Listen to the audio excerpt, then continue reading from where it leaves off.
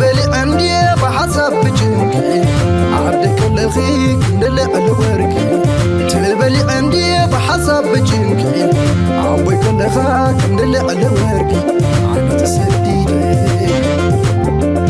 عباديس كوينة نعقوم كذكر كعبالا كوينة نعقوم كذكر عبصد كوينة نعقوم كذكر عبلبيا كوينة نعقوم كذكر نفقوت كوري إيروبا كوينة نعقوم كذكر إسرائيل كوينة نعقوم كذكر كندا كوينة نعقوم كذكر أمريكا كوينة نعقوم كذكر نفقوت حلم تايتي دلي عدي أبسجت الوردي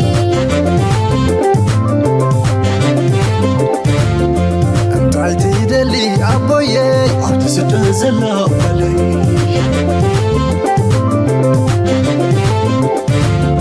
نبتكلنا عدي تحوسي بلي أسري نبتكلنا أبوي تحوس بلنا دكي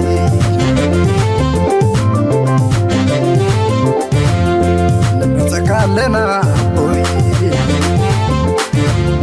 نبتكلنا عدي يمتون اللو دكي نبتكلنا أبوي نبتكلنا عبز حداس عمد متي عنس ملس عدي حتتني تشاسلني ملاكي عبز حداس عمد متي عنس ملس عدي حتتني تشاسلني ملاكي زوا فرق ملاس زوا ندخ حواس فقر بيتنا خملي ما تزيد محدش عماد زوا فرق ملاس زوا ندخ حواس فقر بيتنا خملي ما تزيد محدش عماد لا لا لا لا لا سلام تخطاتلتنا هذا الشانل كما تكونوا سناي كتكونوا ناي وتر تمليتنا بحقنانيو لومون كم وترو اقداسن وانا وانت حسوتات حزنا لكم متينا لنا سامودات انا زي مدام سانا كتصنحوا بخبرنا عندكم لايك مقبارن شير مقبارن نزي سرحنا نابكالوت كم زبصح بمقبار ريتو من حسابكم ناقدفكم دما كتساتفون ابالاتنا هذا الشانل كتكونوا بكل منقد دما نتسرحنا ولاون قدلتات تلو ان ارمكم كتحجزوا بتاعتنا نحطكم تم كل جزء تحجزوا دما ثانك يو يغني لنا كبرتي هابلنا نابلنا ابتنا لومي ازيو سفحين اقداسن واناون كنتات كناتشينا مجمريا. Let's start with this one. We have obviously heightened tensions with Iran. Just 7 months after, you remember, Operation Midnight Hammer striking those nuclear sites, all indications suggest that Iran has not stopped trying to enrich uranium for a bomb. Now, let's start with the very latest. You can see the protest started yesterday. Again, students en masse turning out at universities in cities across Iran, fighting for their freedom, fighting against Ayatollah Khomeini and his Islamic regime. Now, all during this latest period, we've had the negotiations going on with Steve Witkoff, Jared Kushner, the president saying that they've been good, but yet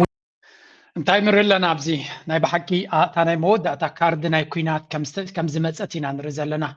انتاي مزبلو زلو اب ايران كوينات نخايدو دارغا كل عينت مدلاوات كيروم አለው كجف ወታደራዊ አቅሚ አዳልዮም አለው ሕጂ እንታይም ዝደሊ ዘለው ራሽናላይዜሽን ነትገብርዎ ዝኽእሉ ኩናት ነትገብርዎ ዝኽእሉ ነገር ምኽንያት ክደልዩ እዮም እቲ ምኽንያት እቲ ድማ ሓደ ኢራን ደጊማ ናይ ኒኩለራዊ ምምዕባል ጀሚራላ ትብል ምኽንያት ያዝያ ስለዚ ነቲ ናይ ኒኩለር ዝሓረምናዮ ቅድሚ ሕጂ ጠጠው ከብልዎ ድማ ንሽምግሎ ዘለና ንዑ ስራሕ ጀሚሮም ስለ ዘለው ስለዚ ንዑ ጠጠው ከነብል መልእኽቲ መጥቃዕቲ ክንገብር ኢና በቲ ሓደ ክኸውን ከሎ በቲ ካልእ ድማ ህዝባዊ ናዕቢ ጀሚሩ ኣሎ ተምሃሮ ዩኒቨርሲቲ ተበጊሶም ኣለው ኣንጻር እቲ ስርዓት ተቃውሞታት ጀሚሮም ኣለው እዚአን ክልተን ሓዋውስወን እቲ ዝሓለፈ ወርሒ ሓደ ዝካየድ ዝነበረ ሰላማዊ ሰልፊ ወይ እውን ናዕቢ ክትብሎ ትኽእል ኢኻ ንዕዑ ሓገዝ ይመፀኩም ኣሎ ኣጆኹም ቀፅሉ ነቲ ስርዓት ንምቕንፃል ኩሉ ዝከኣለኩም ግበሩ እናበሉ በሚድያ ከም ሕሱም የንበድብድዎ ነይሮም ኣይሰለጠን ግን ስለዚ ኣብቲ ሽዑ ወታደራዊ ምድላዋት ስለ ዘይነበሮም ስጉምቲ ክወስዱ ይከኣሉን መብዛሕትኦም ድማ ንዶናልድ ትራምፕ ቶም ኩናት ዝደልዩ ዘለዉ እንታይ ኢሎሞ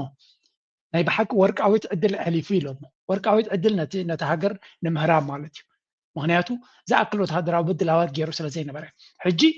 ብዙሕ ወታደራዊ ምንቅስቃስ ገይሩ ኣሎ እንታይ ክደሊ ምክንያት መበገሲ ስለዚ በቲ ሓደ ናይ ኒኩለር ኩነታት ኣብ ሽምግልና ይተረዳዳእናን ኣለና ንሕና ብሽምግልና ንፍትና ኣለና ንመን እዮም ከሽኩዑ ዝፍትኑ ግርሚ ዝብለኒ ንሕና ተራ ሰባት ከማን ተረዲና ኣለዋ ኣይኮነቶም ውሽጣዊ ሓበሬታን ነቲ ኣካይዳ ናይ ኣሜሪካ ከም ስራሕ ከም ፕሮፌሽናል ዝከታተልዎ ይኮኑ ናው ናይም ዝገብሩ ዘለዉ ብሓፈሻ ኣሜሪካ ኣገዳሲ ናቶም ንተራ ሰብ ከደናግሩ እምበር ነቲ ኢሊት ዘገድሶም ኣይኮነን ምክንያቱ እቲ ኢሊት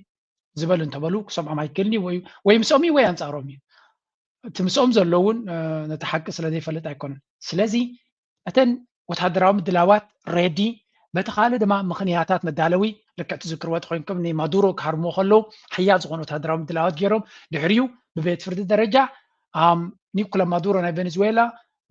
ናይ ሓሺሽ መንቀሳቐሲ ሓደጋ እዩ ነዚ ሃገር ኢሎም ካብ ቤት ፍርዲ ስለዚ ክትሓዝ ኣለዎ ዝብል ኬዝ ኣልዒሎም ነቲ ኬዝ ገይሮም ድማ እቲ ወታደራዊ ዓቕምናቶም እቲ ደልታ ፎርስ ዝበሃል ንዑ ንኸተግብር ስጉምቲ ወሲዱ ብቲ ሃገር ኢሎም ሕጂ ድማ ከም ትሪእዎ ኣለኹም በቲ ሓደ ናይ ኒኩለር ምንቅስቃስ ናይ ኢራን ይግበር ኣሎ ይብሉና ኣለዉ በቲ ካልእ ድማ እንታይ እዮም ዝብሉ ዘሎ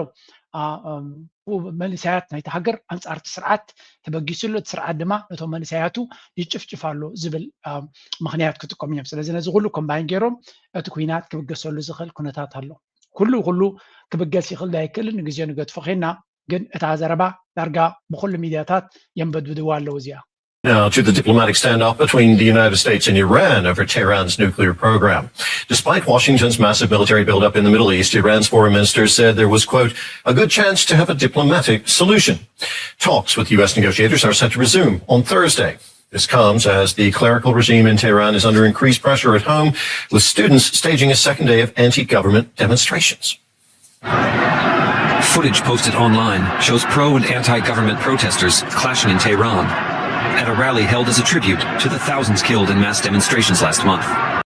ሕጂ ከም ንሪኦ ዘለና ኣብዚ ፅቡቅ ገይሩ ክርዳእና ዘለዎ ነገራት ከርእየኩም ኣለኒ ኢራን እንታይ ኣማራፂ ኣለዋ ምክንያቱ እቲ ኩናት ይብገስ ኣሎ ኢራን ኣብቲ ሽምግልና ዝግበር ዘሎ ዝርርብ ስለምንታይ እያ ዘይትረዳዳእ እንታይ ይመፃ ከም ዘሎ ኣይርዳእን ድዩ ዝብል ሰብ ኣሎ ወይ እውን ምዚ ዓብይ ወታደራዊ ቅልፅም ዘሎ ኣሜሪካ ዳርጋ ንብዙሓት ሃገራት ድማ ብጎኑ ገይሩ ዘሎ ብሓይሊ ይኹን ብፍትወት ይኹን ብሓይሊ ኢራን እንታይ ስለ ዝኣመነት እያ ምዚ ኩናት ትእውጅ ዘላ ዝብል ሕቶ ክህሊ ይኽእል እዩ እቲ ሕቶ ግን እንታይ እዩ ኢራን ሕጂ ተረዳድያ ናይ ተረዳዳእትን ምስ ኣሜሪካ ክትረዳዳእ ኣይትኽእልን እያ ስለምንታይ ደይትረዳዳእ ኣሜሪካ ትሓቶ ዘላ ነጥብታት ብምሉእ ሕጂ እንተደይ ሃሪሞማ ነቲ ዝብልዎ ዘለዎ ምሳ ተግበረት ድሒሮም እዮም ክሃርምዋ እቲ መደብኮም እዩ ቅድሚ ሕጂ ብዙሕ ግዜ ምስ ኣሜሪካ ፍሌክሲቢሊቲ ከርእዩ ዝፈተንዎ ኩሉ ጌጋ እዩ ነይሩ ንኣብነት ኦክቶበር 7 እቲ ሓማስ ሃሪሙ ምስ ተባሃለ ድሕሪኡ እስራኤል ብዙሕ ግዜ እያ ተቐስቅሶም ነይራ ኣብቲ መጀመርያ ቁጠቦም ፅቡቅ ከሎ ቴክኖሎጂ ናቶም እውን ደሓን ዝኾኑ ከለዉ ሽዑ እንተዝካየድ ኩናት ቁጠባ ደረጃኦምን ህዝቦም ኣብ ጎኖም ነይሩ ሽዑ መዋፅኦም ነይሩ ካብዚ ሕጂ ዝገብርዎ ዘለዉ እዩ ዝበሃል ስለምንታይ ካብ ሽዑ ንነጀው ካብ ሽዑ ክሳብ ሕጂ እንታይ ገይሮሞ ሓደ እቲ ገረታት መሊሱ ከም ዝብርትዕ ገይሮሞ ቀፂሎም ብወታደራዊ ስጉምቲ ናይ ኣሜሪካን ገለን ተሓጋጊዞም ነቲ ብዙሕ ናቶም ምድላዋት ኤር ዲፈንስ ሲስተም ናቶም ይኹን ናይ ኒኩላር ኩነታት ናቶም ብምሉእ ኣዳኺሞም እዮም ኣብ ልዕሊ ድማ ፈፂምካ ክትፃወረ ዘይትኽእል እገዳ ኣውሪዶም ኣሎ ኩሉ እዚ ድማ እንታይ ናዳኸሞም እዩ ዝኸይድ ዘሎ ስለዚ ሕጂ እውን እንተደይ ዝኾነ ነገር ገይሮም ነቲ ሽግር ክፈትሕዎ ተዘይክኢሎም ድሕሪ ዝተወሰነ ግዜ መሊሱ ናቶም ፖዚሽን እናደኸመ ክኸይድ ምክንያቱ እቲ እገዳ ያ እገዳ ንኽእሎ ኢና ክንሰግሮ ንኽእል ኢና ዝብለካ ሓሳብ ኣሎ እገዳ ስምብራት ናቱ ከቢድ እዩ ኣሜሪካን ምዕራባዊ ዓለም ዘውርድ ዘልካ እገዳ ኣይሓርመካኒ ወይ ኣየዳኽመካኒ ዝብለካ ኩሉ ሓሳብ እዩ የዳኽም እዩ እንታይ ኮለል ዘብል ኣለና ንኤርትራ እንታይ ገይሮም ኣለዉ ዘይንርኢ ኤርትራ ስና ንኺሳ ስለትኸይ ዘላ እምበር ኩሉ ዓይነት ብድሆታት እዩ ገጢምዋ ግን ኤርትራ ካብኡ ናብኡ እቲ ህዝቢ ተፀማሚ ስለ ዝኾነ ኩሉ ነገር ፀይሩ ክኸይድ ስለ ዝኽእል እምበር እዞም ጎረባብትና ንረኣይዎ ምሳና ክወዳደር ዝኽእል ብድሆ የብሎምን ስለዚ እቲ ኢራን ወሪድዋ ዘሎ ግድል ወይ እውን ገጢምዋ ዘሎ ፈተና ብቐሊሉ ክስገር ዝኽእል ኣይኮነን ግን ናይ ኢራን ጌም ፕላን እንታይ እዩ ስለዚ እዚ ኩሉ ክዛረቦ ፀናዕኩ ኢራን ተስፋ ከም ዘይብላ እዩ ናይ ኢራን ጌም ፕላን ከምቲ ቦታ ረይዎ እንታይ ክገብሩ እዮም ኣሜሪካ ዶናልድ ትራምፕ ሚድ ተርምስ ዝበሃል ይፅበየሎ ብርቱዕ ዝኾነ ምርጫ ይፅበየሎ ስለዚ ኣሜሪካ ንዶናልድ ትራምፕ ንምስዓር ከድልዮም ኣይኮኑን እንታይ እዮም ክገብሩ ልክዕ ከምታ ናይ ሑቲ ክኽተሉ እዮም ዝፍትኑ ዘለዉ ሑቲ እንታይ ገይሮሞ ቀይሕ ባሕር ብሎክ ገይሮም ንእስራኤል ሕልፍ ሕልፍ ኢሎም ይሃርሙ ቀንዲ ግን ነቲ ቀይሕ ባሕር መስመር ናይ ንግዲ በቲኾሞ ንኤውሮፓ ንኣሜሪካ ንኩሉ ዓለም ኣብዚ ሕሞ ሃሪሞሞ ስለዚ ዶናልድ ትራምፕ ንሑቲ ይሰዓሮምን እንታይ ገይሩ ግድን ምዚኦም ሓደ መዕለቢ ክገብር ኣለኒ ኢሉ ነገራቱ ፈቲሑ ማለት እዩ ስለዚ ሳቶም ድማ ነቲ ወሽመጥ ሓርሙዝ ዝበሃል ክዓፅዎ ክፍትኑ እዮም እንኮላይ ናብ ቀይሕ ባሕር እውን ክፍትኑ እዮም በቲ ሑቲ ገይሮም ስለዚ እንታይ ማለት እዩ ንዝተወሰነ ግዜ ክዓፅዎ እንተኽኢሎም ወይ እውን ንኣሜሪካ ሰራዊት ናታን ተቐቲሎምላ በይዝ ናታን ተቃፂሎም ንዶናልድ ትራምፕ ብዘይ ፍቃድ ናይ ህዝቢ ኣሜሪካውን ይኸዶ ስለ ዘሎ እዚ ኩናት ስምብራት ክገድፍሉ ክኽእሉ ኣለዎም ስምብራት ተገዲፎም ዶናልድ ትራምፕ ብቁጠባ ናቱ ምሕንቆ ናይቲ ቦታቲ ንቁጠባ ናይ ዓለም ክርብሽ እዩ ንሱ ድማ ቁጠባ ናይ ኣሜሪካ ናይ ዓለም እንተትርብሽ ኣሜሪካ ብቐጥታ ፅልዋ ናቱ ክስምዖም ስለ ዝኾነ ዶናልድ ትራምፕ ፕላን ናቱ ክቕይር ይኽእል እዩ ዝብል ካልኩሌሽን ኣለዎ ስለዚ ናይ ግድን ኣይኮናን ክንስዕሮ ዘለና ኣገዳሲ ስጉምቲ ጥራይና ክንወስደሉ ዘለና ብዝከኣለና መንገዲ ክብሉ እዮም እንታይ ወርደና ብዘይገድስ እና ንዶናልድ ትራምፕ ከነሰንብዶ ክንክእል ኣለና ግን ንሳቶም ኣብቲ ካልኩሌሽን ናቶም ዘየለ ገለገለ ክእላታ ዝብልዎ ዶናልድ ትራምፕ ካብቲ ንሱ ዝሓሰበ ንላዕሊ እንተሃሪምካዮ ከም ስምዒታዊ መራሒ እንታይ ክገብር ክእልካ እዩ maybe ኒኩለር ክትኩስ ክእል ኸው ይነቨር ነው እዚ ዶናልድ ትራምፕ ዝበሃል ፈፂምካ ክትግምቶ ትኽእል መራሒ ይኮነ ስለምንታይ ነዚያ ጥራይ ከስማዓኩም እየ ድሕሪኡ ክንቅፅል ኢና ኣብ ካልእ Trump having no choice. What do you mean by that? As the president of the most powerful military of the world, what do you mean that Trump has no choice? What's the alternative if he decides not to strike Iran, even though that's what Netanyahu wants? Well, it depends on what his donors decide to do. See, the genius, if you will, of the Israel lobby has always been, we'll support you provided you support us, to whomever, presidents, congressmen, senators. However, if you don't support us, we'll support your opponent, regardless of party affiliation, regardless of their other political views, because it's a single issue lobby. They're only interested in one thing, Israel. ከም ትሪእዎ ዘለኹም ፅቡቅ ዝኾነ ሕቶን ፅቡቅ ዝኾነ መልስን ኢና ንርኢ ዘለና ነቲ ብድሕሪ መጋረጃ ዘሎ ድማ የብርሃልና እንታይ እዮም ዝብሉ ዘለዉ ዶናልድ ትራምፕ ነዚ ኩናት እዚ ክገብሮ እዩ ኣማራፂ እውን የብሉን ካብዚ ኩናት እዚ ንድሕሪት ክምለስ ኣይክእልን እዮም ዝብሉ ዘለዉ ትሕቶ ድማ ናይ ኣሜሪካ ናይ ዓለምና ዝሓያለት ሃገር መራሒ ዶናልድ ትራምፕ እንታይ ኣማራፂ የብሉን ኩሉ ኣማራፂ እምበር ክህልዎ ይግባእ ንኣሜሪካ ሱፐር ፓወር ናይ ዓለምና እንድሕሪ ኢልካ ከመይ ገይሩ ኣማራፂ የብሉን ትብል ኢልዎ ያ ኣብ ወረቐት ከምኡ ክትብል ብዘረባ ጥዑም ኢልዎ ዶናልድ ትራምፕ ግን ብድሕሪት ተተሓዘ ሰብ እዩ እስራኤል ቤላ ጌራ ዝሓዘታ እያ ስለዚ ነዚ ኩናት እዚ ብፍፁም ንድሕሪት ክምለስ ኣይክእልኒ ዋላ እውን ረብሓን ኣሜሪካ ዘይብሉ ምዃኑ እናፈለጠ ከሎ እዩ ስለምንታይ ይኸሱ እቶም ንዶናልድ ትራምፕ ሒዞሞ ዘለዉ ድሓንስ ምስጢር ሒዞም ኣለዉ ገለ መለሱ ግደፈ ኢሉ እቶም ንዑ ሚልዮናት ሂቦም ደጊፎም ዘምፅዎ ናብ ስልጣን እቲ ኤፓክ ዝበሃል ናይ እስራኤል ሎቢ ማለት እዩ እምቢ እንድሕሪ ኢሉ ዋላ ዝኾነ ይኹን እንተዘይብሎም ንዑ እንታይ ገብርዎ እዮም ኢሎም ኣንፃሩ ክስለፍ እዮም ኣንፃሩ መዓት ገንዘብ ኣለዎም እንታይ እዮም ገብሩ ዶናልድ ትራምፕ መዓት ነገራት ኣለዎ ብቤት ፍርዲ ደረጃ ሕጂ ካብ ስልጣንهم ዝግለፍ ክገብርዎ ይኽእሉ እዮም ኢሉ ኢምፒች ክገብርዎ ይኽእሉ እዮም ኣብ ልዕሊኡ ድማ ሙሉእ ሂወቱ ብሰላም ከም ዘይነብር ገብርዎ እዮም ምክንያቱ ናይዚ ኤፕስቲን ዝበሃል ገበናት ኣሎ ኣብ ካልእ ብዙሕ ቦታታት ኢዱ እትዩ ኣሎ እዚ ኣይስ ተጠቀመሉ ንኢሚግሬሽን ኢሉ ዝኽተሎ ዝነበረ ሰባት ተቐቲሎም ኣለዉ ካልእ ኩሉ ዝኸዶ ዝነበረ ሕጂ ይኹን ቅድሚ ሕጂ መዓት ኣብ ቤት ፍርዲ ከይዛት ኣለዎ እቶም እስራኤላውያን ሓገዝ ይብዎ እቲ ናይ ኤፓክ ዝበሃል ደገፍ ስለ ዘለዎ እዩ ዝንቀሳቐስ ዘሎ ኣንፃሩ እንድሕሪ ኮይኖም ግን ነዚ ኩሉ ገበናት ምስቲ ዘለዎም ናይ ሕጊ ኣብ ሎው ኣብ ካልእ ፅልዋ ዘለዎም ኣብ ሃውስ ናይ ኣሜሪካ እቲ ባይቶ ናይ ኣሜሪካ ክልትዩ ዓብ ፅልዋ ዘለዎም ብቐሊሉ ኣብ መሸንቆቃ ክእትዎ ይኽእሉ እዮም ስለዚ ሕጂ ጥራይ ደይኮነ ንሓዋሩ መጋበርያ ናቶም ክቕፅል እዩ ኣማራፂ እውን የብሉን እዩ ዝብለና ዘሎ ስለዚ እቲ ፖለቲካ ናይ ኣሜሪካ ዲሞክራሲዩ ሰብ ድመርፆ ሽዑ ናፃ ዝኾነ ሃገር እዩ እቲ መራሒ ድማ የማዕ ነደነነ ሓሶት እዩ እዚ እቲ ፖለቲካ ንሰብ ፍሉይ ረብሓ ይብል ፕሬዚደንት ኢሳያስ ተረኺቡ ንሰብ ፍሉይ ረብሓ ዘገልግል ፖለቲካ እዩ ዘሎ ንተራ ህዝቢ ኣሜሪካ ኣብ ኢራን ኩናት ኣይደልን እዩ እንታይ ረብሓ ኣለዎ ቢልዮናት ክኸፈለሉ እንታይ ረብሓ ይክረት ገለገለ ሰብ ኣሎ ነዳዲ ናይ ኢራን ክወስድዎም ኣይወስድዎን እዮም እቶም ኮርፖሬሽንስ እዮም ዝወስድዎ ህዝቢ ኣሜሪካ ረብሓ የብሉን ካብ ኢራቅ እኮ ወርቂ ተወሲዱ ነዳዲ ተወሲዱ ህዝቢ ኣሜሪካ ሂወቱ ወላ ሓንቲ ተቐየረ እቲ ሚሊተሪ ኢንዳስትሪያል ኮምፕሌክስ ቶም ኮርፖሬሽንስ እያ ሃብቲ ይኾኑ እቶም ኢንቨስተርስ ድማ እቶም ኣብ ስቶክ ማርኬት ኢንቨስት ንገብር እውን ንረብሕ ኢና ካብ ምዝመዛ ናይ ካልኦት ክንረብሕ ስለ ዘለና ደይኮነ ኣብ ኢንዴክስ ናይ ማርኬት ኢንቨስት ትገብር እንድሕሪ ኮንካ 500 ካምፓኒታት እንተለዋ ገለገለ ካምፓኒታት ኣብዚታት ኣለዋ እየ ንኩለን ክንቋፀረን ሴንሰር ክንገብረን ኣይንኽእል ኢና ኣነ ንባዕለይ ሓቂ ክነገረኩም ኢንቨስት ይገብር እየ ንሬትያን ወይ እውን ነቲ ጀነራል ዳይናሚክስ ዝበሃል ቦምብታት ዝሸይጥ ንበይኑ ብርክናቱ ይገዝእን እየ ደስ ኣይብለንን እዩ እንድሕር እሱ ኣብቲ SAP 500 ዝኣቱ ተኮይኑ ግን ከውፅኦ ይክእልኒ ኣነ ኣም ጀስት ሓደ ተራሰብ እየ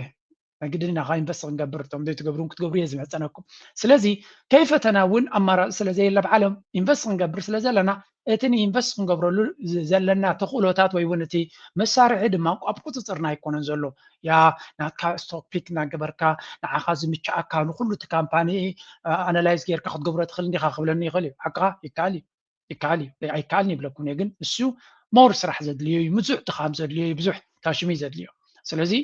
ጀነራሊ እቲ ዝበለፀ ስትራቴጂ ዝበሃል ቅልል ብዝበለ ንብሙሉእ እቲ ማርኬት ሒዝካ ንነዊሕ እዋን ክትገድፎ ከለካ እቲ መክሰብን ትዕቤትን ኣብ ካብ ርእስና ወፂና በዚ ኮይኑ በቲ እቲ ንሪኦ ዘለና ዶናልድ ትራምፕ ክገብሮ ዝኽእልን ዘለዎ ደረጃ ናይ ፍቃድን ድሩት ምዃኑ እዩ ናይ መወዳእታ ዝያር እየ ክሓልፍ እየ I don't want to use the word frustrated. It's almost because he understands he's got plenty of alternatives. But it's curious. He's curious as to why they haven't, I don't want to use the word capitulated, but why they haven't capitulated. Why under this sort of pressure with the amount of sea power, naval power that we have over there, why they haven't come to us and said, we profess that we don't want a weapon. So here's what we're prepared to do. And yet it's hard to sort of get them to that place.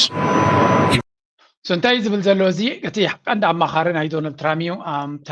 ጋዜጠኛ ንዑ ተሓቲ ዘላ ድማ ጓሉ ንትራምፕ እያ ስለዚ ዘገርም እዩ ኣብ ፎክስ ኒውስ እያ ትሰርሕ ዳርጋ እቲ ስድራ ቤት ናይ ዶናልድ ትራምፕ ነቲ ብዙሕ ነገራት ተቆፃፂሩ ዘሎ ክንብል ንኽእል እቲ ፍሉይ ኣማኻሪ ናቱ ኣብ ማእከላይ ምብራቕን ኣብ ራሽያ ዩክራይንን እዚ ስቲቭ ቪትኮፍ ዓርኩ እዩ ንዑ ናይ ነዊሕ ዓመታት ዓርኩ ናይቲ ኣፍሪቃ ሲኒየር ኣድቫይዘር ናቱ ታይና ንብሎ ወዱ ነቲ መሳት ብሎ ዝበሃል ሰብኣይ ጓሉ እዩ ዶናልድ ትራምፕ ማለት እዩ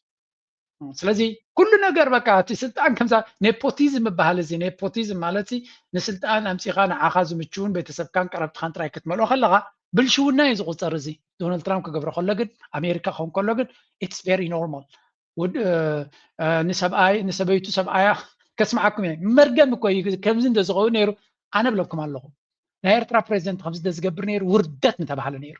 ዓብ መዛርብ ኣርእስቲ ምኾነ ወዲ ፕሬዚደንት ናይ ናሽናል ሴኪሪቲ ኣድቫይዘር ድሕሪ ኮይኑ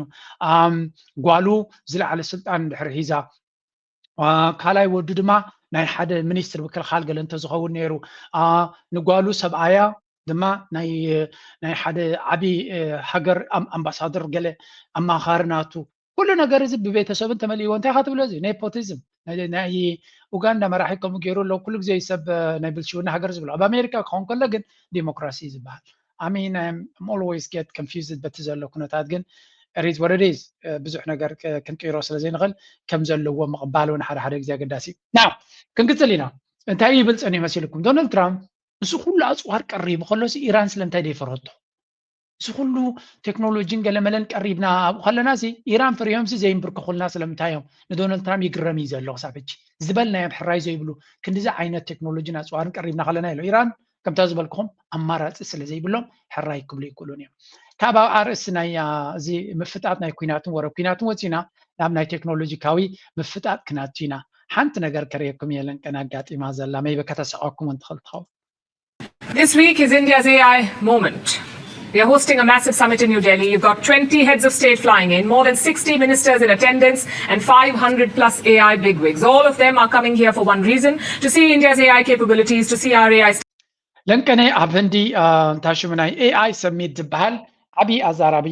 ኮንፈረንስ ተገይሩ ነይሩ እዚ ኮንፈረንስ እዚ በመሰረቱ እንታይ ኣጋጢሞ ክልተ ነገር ክበኩም እየ today was partnership ኣብዚ መጀመርያ እዚኣ ትሪእዋ ዘለኹም እዚ ሮቦት ከልቢ ዝመስል ዘሎ ዘገርም እኮ እዩ ዳርጋ ብዙሓት መራሕትን ገለመለን መፂኦሞ ዓብይ ኮንፈረንስ እዩ ነይሩ እንተኾነ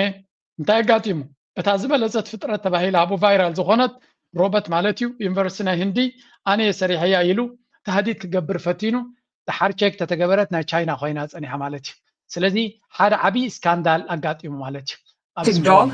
the Galgotias University near Delhi, they call the robot Orion.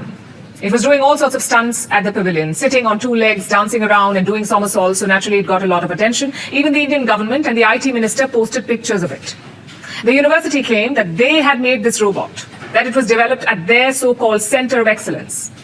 But guess what? This robot was actually made by a Chinese firm, a firm called Unitree. Such robots are already available in the market. You can buy one for $1,600.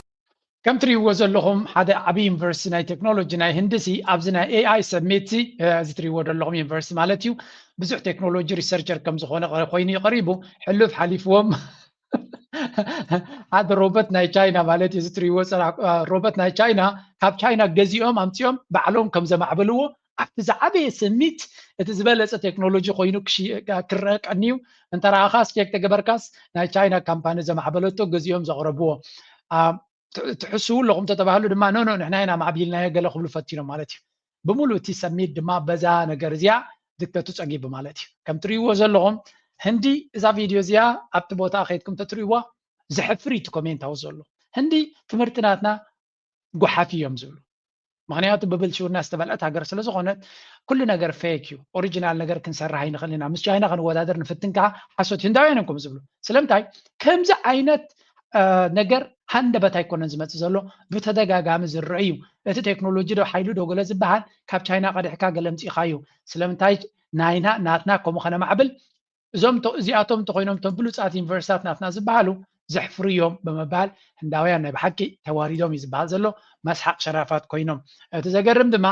ንዑ ዝገበረት ዩኒቨርሲቲ ክንዲ ቅረታ ተሓትት መጀመርያ ንሕና ዝገበርናዮ ኢሎም ክሕስቡ እዮም ፈቲኖም ወላት ሚኒስትሪ ናይቲ ትምህርቲ እውን ኣብኡ ፖስት ገይርዎ ነይሩ ኣብ መወዳእታ ግን ክውፅኡ ላብ ዘይክእሉ ምስ ኮኑ ይቕረታ ክብሉ እዮም መሪፆም ማለት ህንዲ ብናትካ ዓቕሚ ክትገብሮ እንተትኽእል ፅቡቕ እንድዩ ዓቕሚ እንተዘይብልካ ከዓ ካብ ክስቶ ገዚናዮ ምባል እውን ፅቡቕ እዩ እዚ ትሪእዎ ዘለኹም ናይቲ ዩኒቨርሲቲ ተዛረቢት ወኪል እያ ነይራ በዓልና ዝገበርናዮ ኢላ ክትምጉት እያ ፈቲና ተረኻዮ መወዳእታ ሓሶት ኮይኑ हेरफेर है कि डेवलप और डेवलपमेंट हमने उसको डेवलप नहीं किया है हमने उसके develop Talk about digging a bigger hole. The professor calls it a communication error. The registrar says they got two words mixed up, developed and development. Of course, no one bought that. We went through the video clip multiple times. The professor very clearly claims that the students developed it, that too on 2 occasions. And guess what? This was not a one-off. The same university also showed off a drone. They claimed it was end-to-end engineered at Galgotia's university. Again, this was a false claim. كمون درونات كالوت أمتيوم كاب دبوب كوريا زجزوا بعلم يوم جيرو ميلون كحسوا فتينهم نسون استجاز مخاني ناي بحكي وردتنيا يونيفرسيتي نتي اي سميت دما ناي وردت بوتا جيروهم أما وداتا أمين ناي تكنولوجي كتزارب كلها ني آياتات ناي تكنولوجي كفيلهم كلوسي قربت لي ريسبكت محبونا قداسي معناته أب جزيت أب تكنولوجي كنزارب كلنا وأناتاتو سلزلو ብዙሕ ነገር እንተ ደይፈከርካ ፅቡቕ እዩ ለንቀ ኣነ ብምሉእ ናይ ቴክኖሎጂ ቅልፅሞም ኣብ ዝግትሩሉ ዘለውካ ቁሩብ ነቶም ዝሰርሑ ዘለው ቦታ ግደፍሎም ኢሎም ገሊኦም ክፀርፎም ፈቲኖም እዮም ክፀረፉ ይግባእኒ ኩሉ ሰብ ዓቕሚ ዝገብር ዘሎ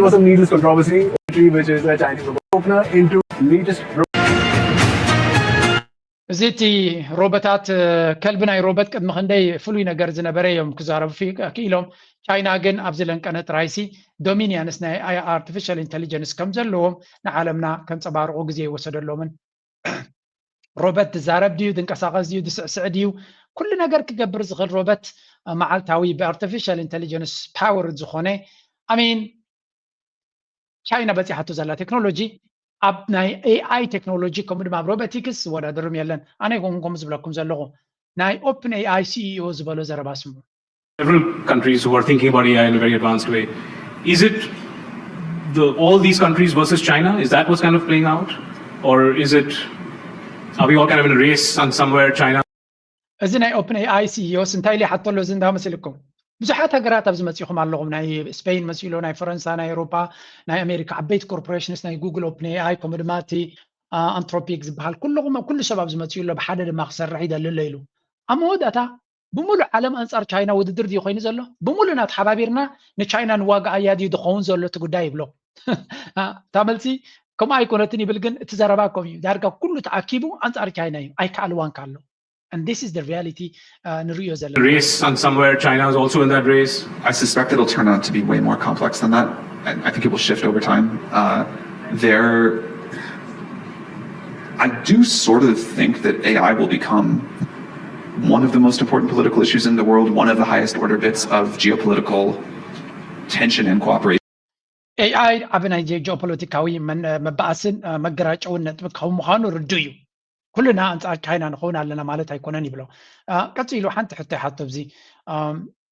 How do you think about China in all of this? I mean,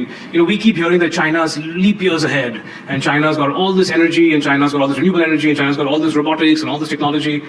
Are we hearing the right thing? And why are they leap years ahead? What have they done? I would say very ahead in some. ስለዚ ዳይብለሎ ቻይና ሲ ብኩሉ ቀዲማትና ላይ ዝበሃል ዘሎ ከመይ እቲ ጉዳይ ዘሎ ቀዲሞምና ደም ደለው ኣበይ ናይ ጉዳይ ይኸ ምክንያቱ ብኤነርጂ ክንዲ ዝኮይኖም ኣብ ሮቦቲክስ ቶም ዝኮይኖም ከም ዝኮይኖም ተባሂሉ ብዙሕ ግዜ ይዝረብ እዚ ናይ ኦፕን ኤአይ ዚ ቻት ጂፒቲ ንብሎ ሲኢኦ ናትዩ ከመይ ዘሎ ትውድድር ግለጸልና ኢልዎ ካብ በዚያ ሰሚዕና ክንውድእ ኢና Are we hearing the right thing? And why are they leap years ahead? What have they done? I would say very ahead in some areas and not ahead in others. I think this is like, that sounds like a boring statement. Yeah. It's probably always true in the world. Like in terms of manufacturing physical robots, clearly ahead. A big edge on things like electric motors, magnets, stuff like that. ኣብ ብዙሕ ነገራት ቀዲሞምና ኣለዉ ሓቂ ንምዝራብ ኢሉ ኣብ ገሊኡ ግን ንሕና ንቅድሞም ይብል ግን ኣብ መብዛሕትኡ ኣብነታት ኣብ ሮቦቲክስ በሎም ኣብ ኣጠቃቅማ ናይ ኤአይ ኣብ ንብረት ኣብ ኤነርጂ ኣብ ማኒፋክቸሪንግ ድሕሪ ኢልካ ቀዲሞምና ኣለዉ ይብል ኣበይ ዳ ቀዲምኩሞም ኣለኹም ድሕሪ ኢልዎ ምናልባት ኣብቲ ሰሚ ኮንዳክተርስ ወይ እውን ከምኡ ሓደ ነገራት በዓል ቻት ጂፒቲ ክገብርዎ ዝኽእሉ ገለት ኣውታት ቀዲምናዮም ንህሉ ንኸውን ግን ብዓብዩ ቻይና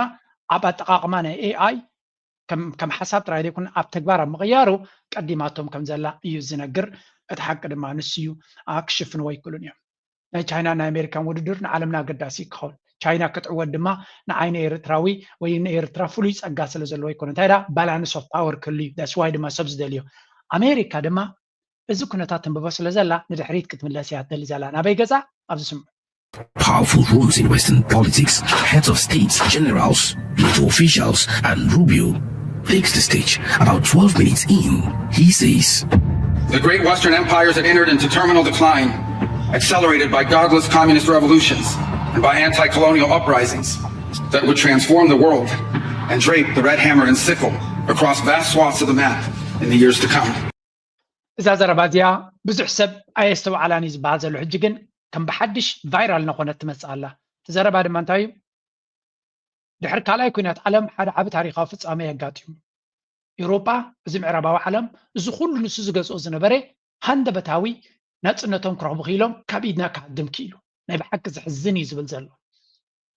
እዚ እትሪእዎ ለው ናይ ኣሜሪካት ዝለዓለ ዲፕሎማት እዩ ስለዚ መግዛእቲ ክምለስ ክኽእል ኣለዎ ከም ቀደምና ክንገዛእ ኣለና ከም ቀደምና ከም ምዝምዝ ክክል ኣለና ሓያላት ንኽንከውን እንተዘየለ በዚ ሕጂ ንኸዶ ዘለና ጉዕዞ ክንዕወት ኣይንኽእል ኢና ስለዚ ኤውሮጳውያን እዚ ዘለኩም ኣእምሮን ገለ መለን ገዲፍኩም ምሳና ኮይትኩም ኣብቲ ናይ ቀደም ናይ መግዛእቲ ንመለስ ኢሉ ዓዲሞም ዳርጋ ዝበዝሐ ሰብ ድማ ኣስካሕካሒ ዘረባ ብምባል ንናፅነት ናይ ኣፍሪካ ብዝኹንን መንገዲ ተዛሪቡ ሄይ ዲስ ኢዝ ሪያሊቲ ፅባሕ ንጎ እዚ ኩሉ መስዋእቲ ዝተኸፈለሉ ቃልስን ንናፅነት ዝተገበረ ፃዕርን በኣሜሪካ ቀስ ብቐስ ሓንሳብ ክሪቲካል ሚነራልስ ንምርካብ ሓንሳብ ንንግዲ እናተባሃለ ናብ መግዛእቲ ዘእንፍት ኣካይዳ እዩ ዝግበር ዘሎ ስለዚ ኣፍሪካ ኣብ ኣገዳሲ መድረክ እያ ዘላ ኣብዚ እዋን እዚ ድማ ድኻምነት ሓደጋ ክፈጥረልካ ይኽእል እዩ ዝበሃል ዘሎ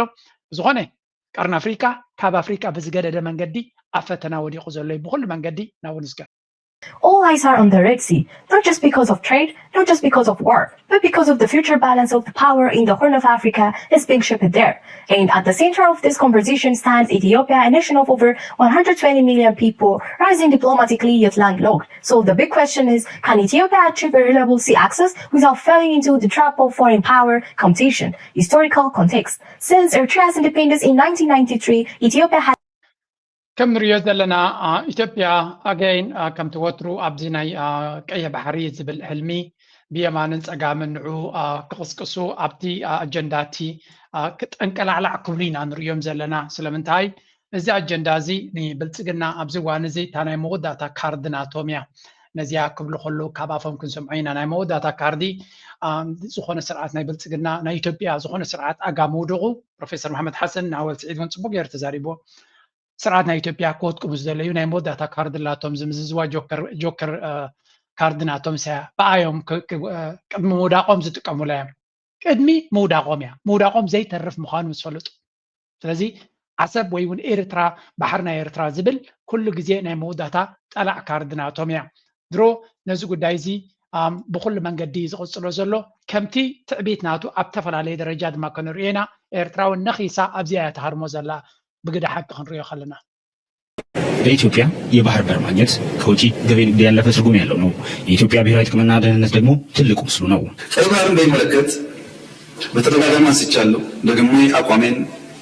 ለመግለጽ እንዲመቸኝ እስራኤል የጎላን ተራራ ለምን ያዘች? እስራኤል የጎላን ተራራ ያዘችው ለናሽናል ሴኩሪቲ፣ ለህልውናዬ፣ ለኤግዚስተንሲ ችግር ያጋጥመኛል ብላ ስላመነች ነው። ሕጂ ከም ንሪኦ ዘለና እዚ ብዙሕ ግዜ ዝሰማዕናዮ ዘረባ እዩ። ስለዚ ብሓፈሻ እዚ ሰብ እዚ ናይ ባሕሪ ኣጀንዳ ናቱ ኣብ ዝተፈላለየ ኣጋጣሚ ንጹር እናገበሮ መፅኡ ኣሎ። ሕጂ ድማ ምስ ኩናት እውን ኣተሓሒዝዎ ኣሎ። ምክንያቱ እዚ እናኾነ ከሎ ምስቲ ዓብይ ወታደራዊ ምንቅስቃሳት ዝገብሮ ዘሎ ምስቲ ኩሉ ዝኸዶ ዘሎ ኣተሓሒዝካ ክትሪኦ ከለካ ሓደ ንጹር ዝኾነ ናይ ኩናት ኣካይዳ ኢና ንርኢ ዘለና። ቅድሚ ኩናት ዝርአ መድረኻት ርኢና ኣለና። ምክንያቱ ኣብ መወዳእታ ሓደ ሰብ ኩናት ክገብር ድያ ኣይገብርን ፈኸራ ናቱን ተሃዲድ ናቱን ጥራይ ኮንካን ክሰምዕ ዘለካ ጭቡጥ ዝኾነ ነገራት ነቲ ፈኸራ ናቱ ብኣፉ ጥራይ ዘይኮነስ ብኩሉ መንገዲ ከርእየካ እንተጀሚሩ ካብኡ ንላዕሊ ክትግምቶ ትኽእል የለን። ገጅፍ ዝኾነ ወታደራዊ ሓይሊ ንሰሜን ይሰድድ ኣሎ፣ ኣብ ዝተፈላለየ ቦታታት ይቕመጥ ኣሎ። ሕሉፍ ሓሊፍዎ ኩናት ክጅምር ከለካ ናይ ኩናት ሞድ ወይ እውን ናይ ኩናት ሙድ ከም ዘለካ ዘርኢ ድማ ንርኢ ኣለና። እዚ ድማ ኤርትራውያን ብተደጋጋሚ እውን ዝዛረብዎን ዝኸስዎን ዘለዎ እዩ። ኣብዚ ሕጂ ኣብ ኣዋሳ ዘረኣዮ ኩናት ይደሊ ከም ዘሎ ንኩናት ይዛረብ ከም ዘሎ ንጹር ዝኾነ ተሃዲድ ኢና ርኢና ዘለና። እቲ ወታደራዊ ቅልፅም ኣብኡ ዝገብሮ ዝነበረ እቲ ጭርሖታት ኣብኡ ዝግበሩ ዝነበሩ ኩላ ተሓሒዝካ ክትሪኦም ከለካ ናይ ኩናት ገይም ከም ዘለዎም ኢና ንርኢ ዘለና። የባህር አክሰስ አያስፈልጋትም ብሎ የሚያምን አይገባትም ብሎ የሚያምን ሰው ስለዚ ሕቶ ናይ ኣብ ደገ ባሕር ናቱ ከምዚ ዝኾነ ንጹር መልእኽቲ እናሃበ ከሎ ትማሊ ዝተዛረቦ ብእንግሊሽ ቀይሮሞ ኣለዉ ድሓነተው The institution we built, the elite force we built, is to prevent war in our region and surroundings and to stop terrorism in our area. And if it occurs, to conclude it in a short time. The force we have built outside of Ethiopia, just as it has performed renowned deeds in international missions in this era too, it repeats that history worthy of the Red Berets' honor, sacrificing itself to execute and finish combat. Our defense force for Ethiopia's peace today, just as it did yesterday. Today, once again from Hawassa, I want to all East African countries, to all African nations, because Ethiopia has built an institution that intensifies and shortens combat force sufficient for the region, in our region, not only for Ethiopia, an elite force sufficient for ኣብዚ ዘረባ ምናልባት ኣብ ካልእ ግዜ እውን ኣስሚዐኩም ነይረ ካብ ጫፍ ናይ ሶማል ክሳብ ጫፍ ናይ ምፅዋዕ እዩ ዝብል ከም ትሪእዎ ዘለኹም ንኩሉ ከውሕዝ ዝኽእል ሓይሊ ባሕሪ ድሮናትን ካልእ ቴክኖሎጂን ዝዓጠቐ ኣበጊስና ኣለና። ነቶም ከባቢና ድማ ቅሰኑ ክንሕግዘኩም ኢና፣ ፀጥታኹምን ሰላምኩምን ከነውሕስ ኢና እናበለ እዩ ዝፍክር ኣብዚ። ስለዚ እዚ መራሒ እዚ ከም ትሪእዎ ዘለኹም ከም ትሰምዕዎ ዘለኹምን ኣብ ልዕሊ ኤርትራ ዘይገበሮ ነገር የብሉን። ዳርጋ ኩሉ ዓይነት ወራርን ኩሉ ዓይነት ናይ ኩናት ቅስቀሳ ፈፂሙ እዩ። ሓድሽ ነገር እውን ኣይኮነን። ግን ነዚ ኩሉ ገይሩ ከሎ ማሕበረሰብ ዓለም ሸለል ጋቢዝዎ ኣሎ። ብግምጣሉ ለንቀነ ንዓና ጥራይ ዘይኮነ ናብ ትግራይ ዝገብሮ ዘሎ ኩነታት እውን ኣገዳሲ መድረኽ እዩ ኮይኑ ዘሎ። ተጋሩ ድማ ሓንቲ ኣገዳሲ እቲ ቢሮ ሰላም ናይ ትግራይ ኣገዳሲ መልሲ ሂብዎ ኣሎ። እንታይ ይስምዕዎ? ግዛታዊ ሓድነት ትግራይ ኢሉ እውን ምምላስ ተመዛበልቲ ቀንዲ ዋኒኖም ከም ዝኾነ ኣፍሊጦም ትማላ ማስዩ ዝወፀ መግለፂ ቢሮ ሰላም ፀጥታን ትግራይ ብቃልሲ እምበር ብትኳቦ ዝኽበረልና መሰል የለን ክብል ብኣፅንኦት ገሊጹ ኣሎ። ንሕና ከም ተጋሩ ኣብ ሓደ ክንውደብ ክንቃለስን ንመስዋዕቲ ድልዋት ክንከውንን ዝገብረና ኣውራ ምክንያት መሰረታዊ ረብሓናን ባህጊ ህዝቢ ትግራይን እምበር ካልእ ዋኒና ኣይነበረናን ሕጂ እውን ንቐፃሊ ኣይህልወናን ክብል እዩ እቲ ቢሮ መግለፂ ዘርጊሑ ዘሎ። ዝኾነ ሓይሊ ንኽሽከሞም ዝኸብዱ ሓደጋታት ተሸኪምና ኩሎም ዓይነታት መስዋዕትነት እናኸፈልና ብጽንዓት ጠጠው ኢልና ዘለና ዝበለ እቲ ቢሮ ከምዚ ኢልና ሓቦሶ ንቕና ክንቅጽልን ክንቃለስን ዝገብረና ዘሎ ሚስጥር ድማ እቲ ንወለዶታት እናተወራረሰ ዝመፀ ንትግራዋይነት መንነት ህዝቢ ዝሃቦ ዝለዓለ ክብርን ቦታን ይክብል ገሊጹ ቢሮ ሰላም ጸጥታን ትግራይ ኣብቲ ትማል ኣማስዩ ዘውፅኦ መግለጺ ኣብዚ እዋን ከም ሰራዊት ትግራይ ፈታውን ጸላእን ክፈልጡልና ንደልዮም ነገራት ክብል እውን ዘርዚሩ ኣፍሊጡ እዩ እቲ ሓደ ህዝቢ ትግራይ ከቢድ መስዋዕትነት ከፊሉ ዘረጋገጾ መንነቱ ኩሎም ብሄራዊ ክብርታቱን መረበቱ ተመንጢሉ ኣብ ከቢድ ናይ ህልውና ሓደጋ ወዲቑ ከም ዘሎ ንኹሉ ግልጺ ኣብ ዝኾነሉ ዘሎ እዋን መማረፂ እዚ ሓደጋ ብሰላማዊ መንገዲ ምፍታሕ እዩ እቲ ካልኣይ ንሰላም ክበሃል ክብርኻ መንነትካን ላዕላዊ ግዛኣትካን መረበትካን ሕሊፍካ ምሃብ ግን ትማል ኣይገበሮን ሎሚ ይኹን ጽባሕ እውን ክገብሮ ዝጽበ ወገን እንተልዩ ዘይኸውንን ዘይጭበጥን ሕልሚ እዩ ክብል ይገሊጹ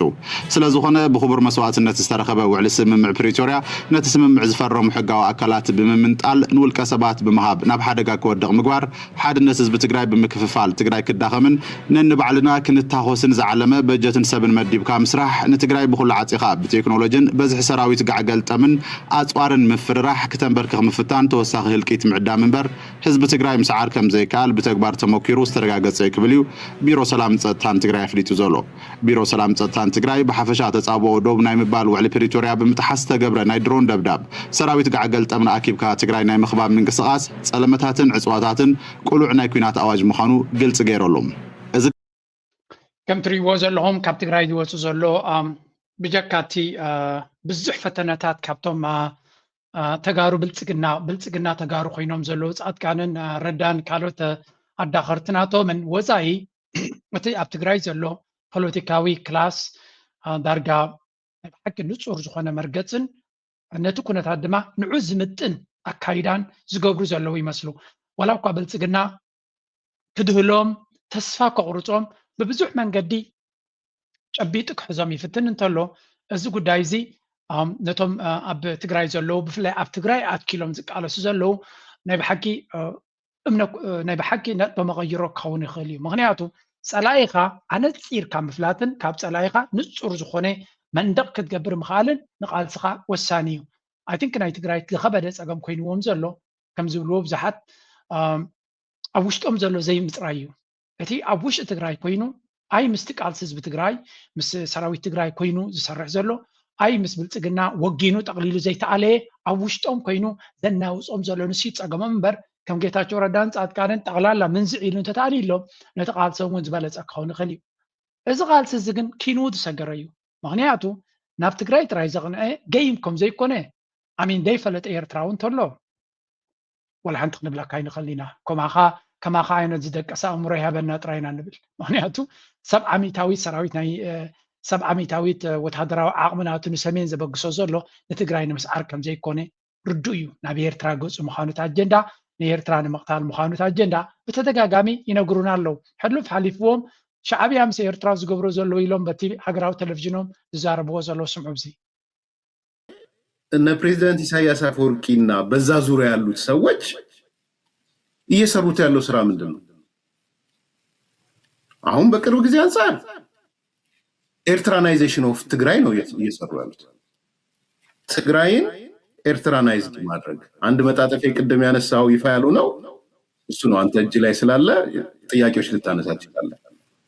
የመጨረሻ ግባቸው ያደረጉት ኤርትራናይዜሽን ኦፍ ትግራይ ነው። ትግራይን የኤርትራ መስታወት ግልባጭ ማለት ነው።